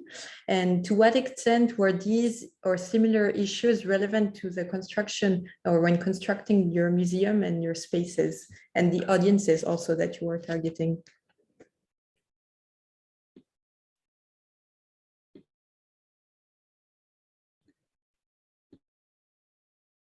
And maybe Sharmini, how was that included for the MMCA construction? In our case, we are, I mean, somewhat like Christoph, we are a bit of a mobile museum at the moment. We don't have a permanent venue. So we are also itinerant. We're moving around. As I was describing in my short presentation during this silent phase, we're really, you know, on a journey, and the journey is towards trying to establish and find our permanent facility.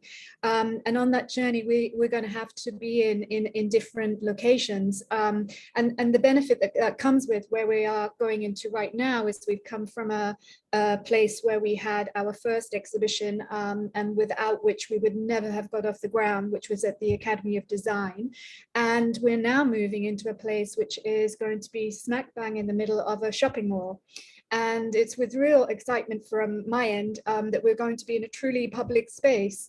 And I think, you know, when we're talking about audiences, I mean, here's an environment where hopefully we're going to be attracting all kinds of people who are there doing their grocery shopping, to people who are using the mall when they pick up their kids to give them something, a bite to eat after school.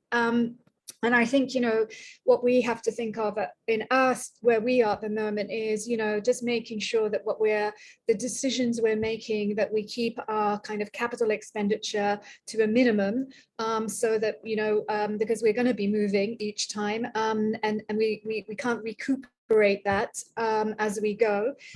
Thinking about the environment is a huge part of, I think, what I get very involved with like the exhibition design. Can we recycle this? Can we upcycle it? What is our kind of footprint with regard to that? I think these are all things that for us, because we're just at the start, are learnings, and hopefully they will produce, when we eventually have a permanent facility, they will produce a better building because of it. I think one thing, maybe, I don't know whether this is really answering the question, but one thing that we're going to incorporate into our next exhibition is, when the exhibitions change over, rather than shutting off the areas where the installation is happening, we're going to actually create screens where people can peer in, and it's a bit, you know, quite literally, it's kind of trying to make a bit more transparent what we do, what is the work that goes on. People here don't often recognize that it takes quite a while to, you know, let alone curate a show, but to deinstall one and put in another one. And we're going to open that hole in the wall, as it were, and let people peer in and look and see. And we've got programs that will be running around and around, sort of surrounding that that period of time, again, as a way to show people, you know, what goes on behind the scenes.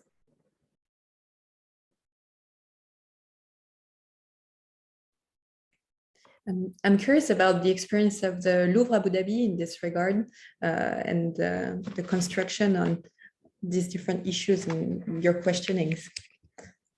Yeah, actually, the Louvre Abu Dhabi, I think it's a good way to try to have some examples to I mean, emphasize what is at stake. First of all, I mean, concerning the attractivity for local people, because Louvre Abu Dhabi is built for many different visitors, international, regional, local.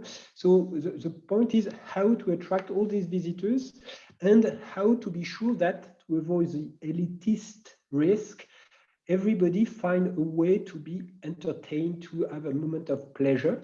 And that's really, really a challenge. And I think that through solutions that are, you know, a very beautiful architectural building, but also restaurant, also bookshop, etc., you can have this kind of user experience that is really the gist of the pleasure for some people who are not familiar with museums.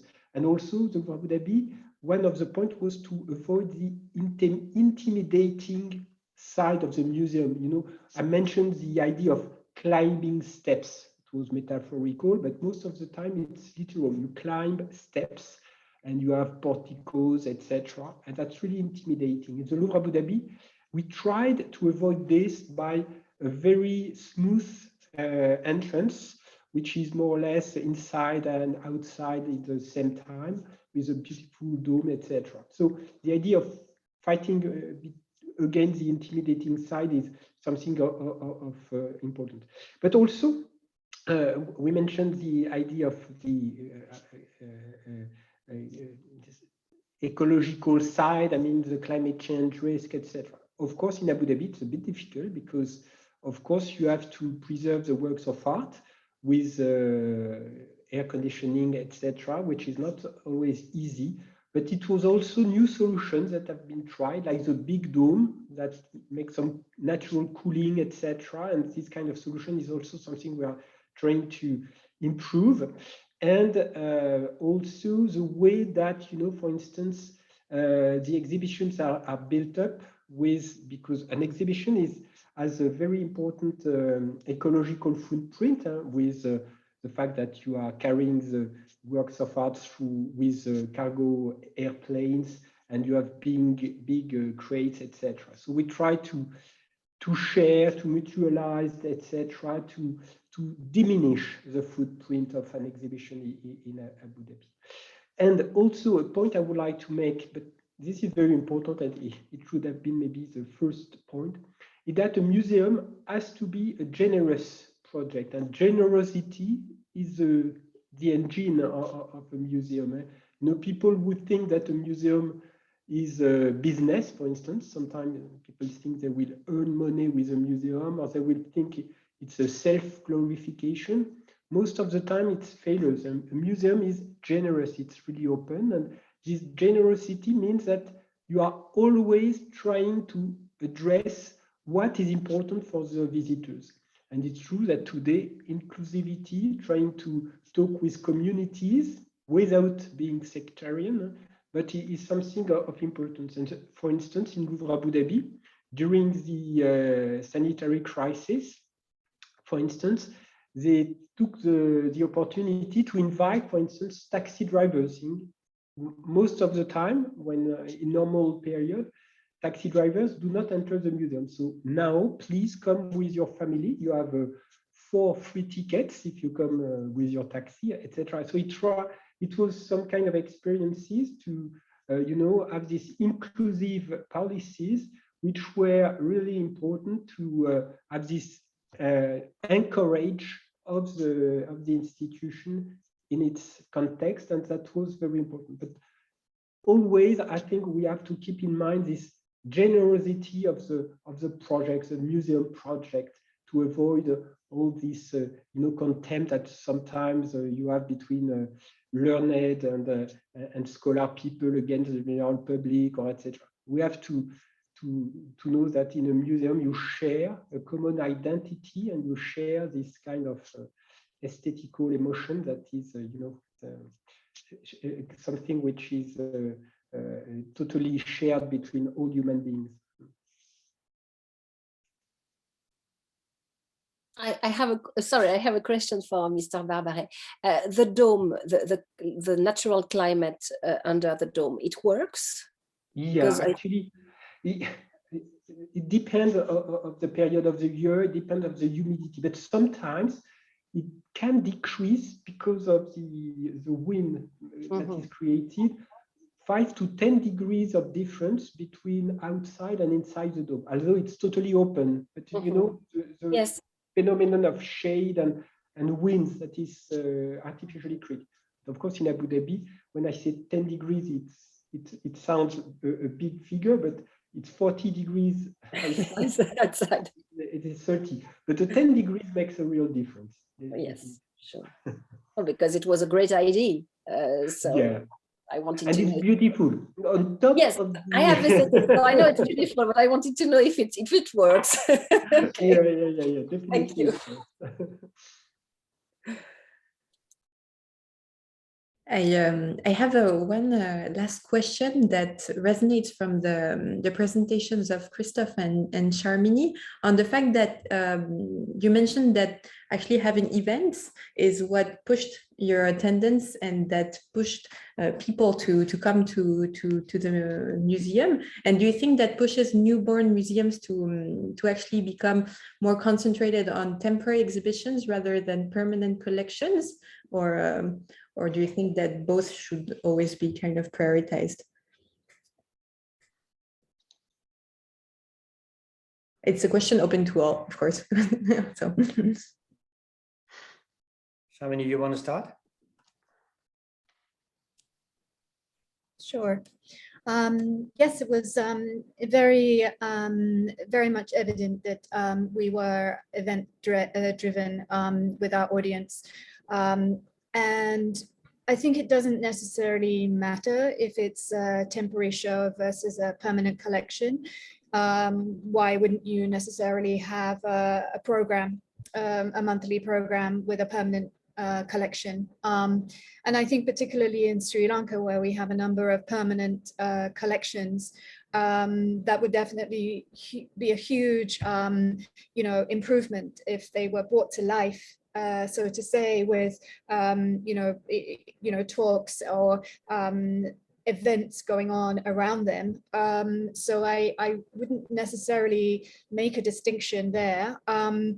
I think what we need to think about is how we deliver events online and in person. And I think obviously the pandemic has really woken us all up to the huge potential of digital, from the museum directors who supposedly rang people in their marketing and tech departments and said, look, now you're in charge, because 2 years ago, none of us really had any, we didn't place this kind of focus on the digital. We certainly didn't have the capabilities. We certainly weren't trying to deploy them. And I think it's really going to be something that we definitely, from the MMCA's point of view, look at, where our staff really know how to produce, good quality online content. I think people have got very tired, very jaded by the online experience. There's also, I suppose, a training capacity issue on, as curators, as staff, they don't have the training. I don't have the training to create content which is going to be viewed online. And again, I think one is making content, again, for a certain space. And if that's a gallery, we should see the digital, the online as another kind of space. And I'm also thinking about, particularly with artists, that presenting their work online, some artists, definitely make work that is meant to be seen online, but a great many of them do not. And I think what the pandemic has also shown us is that how vital our physical space and interaction with artworks are, not just from the audience point of view, but at least from artists. They do want their work to be seen physically. And I think we need to think, though, as a museum, about how our events are going to involve this kind of hybrid, leaning both ways, and the content perhaps in both respects is curated, is thought about to deal with those two very different kinds of experiences of viewing in person and online. Okay, I may connect to that on the issue of event-based. I mean, obviously, attractive events also serve as a puller and can bring visitors to the museum who otherwise would not necessarily go into a museum. Whether it is a film screening with a discussion with film directors, or whether it is a musical event, or whether it is memory walks that we conducted in the locality where the mobile museum was located. I think, but in addition to the pulling effect, there's also one additional advantage of events.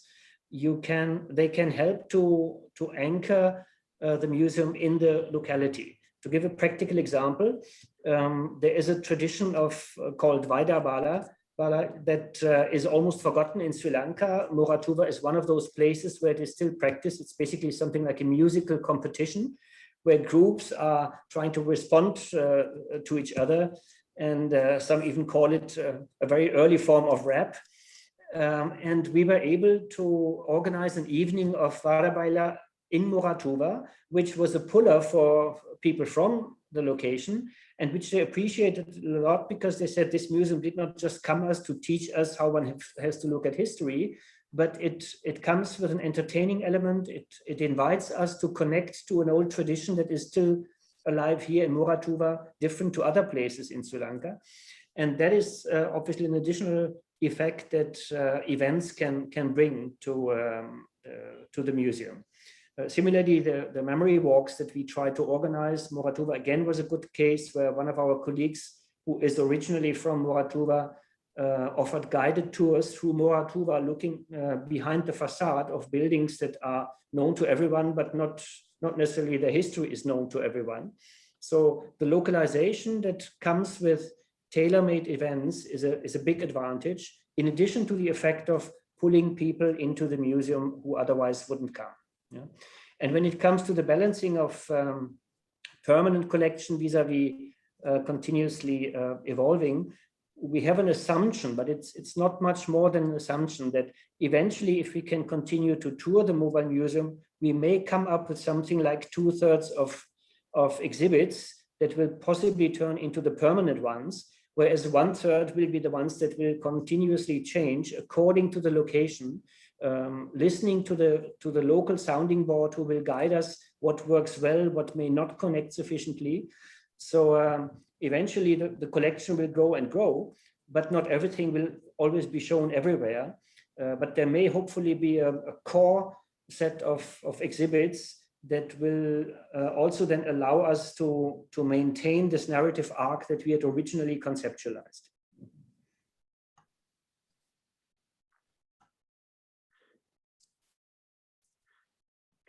Maybe if I may add something, because I totally agree with what Christoph was saying about including some different kind of arts in a museum. For me, it's very important. I think the museum in the 21st century cannot be a museum in which you just have visual art.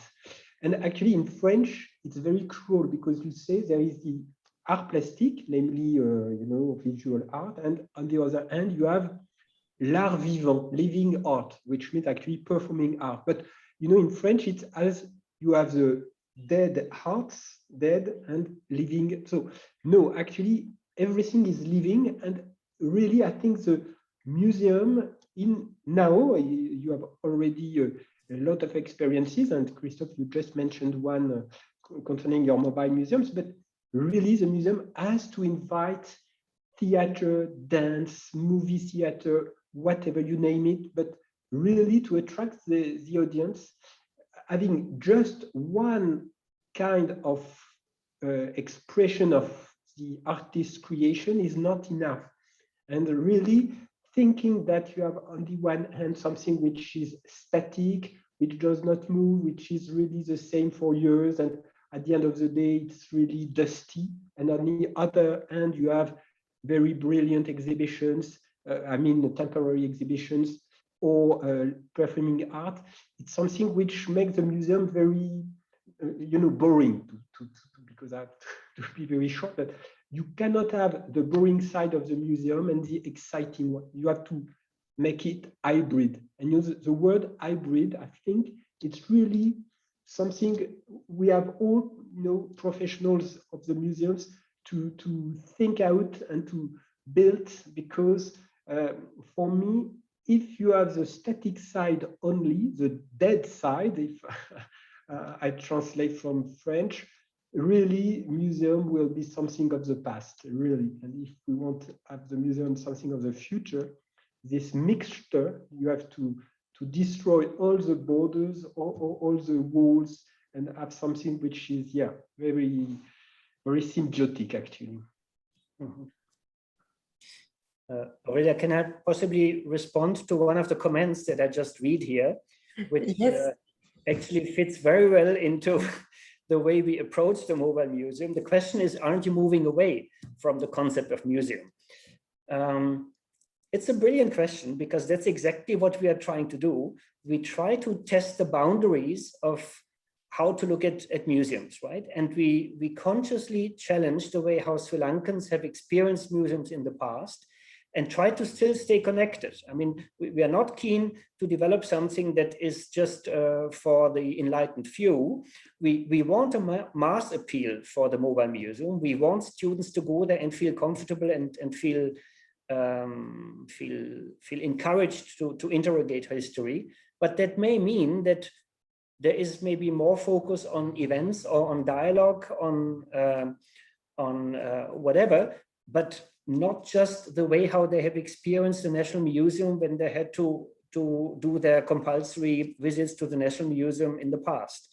So whether we have already crossed the boundaries of what can be called a museum or not, that is maybe for others to decide, but we are aware that we are moving outside of the comfort zone or outside of the general understanding of museum. And we think that is exactly the creative element that may hopefully be appreciated by Sri Lankans.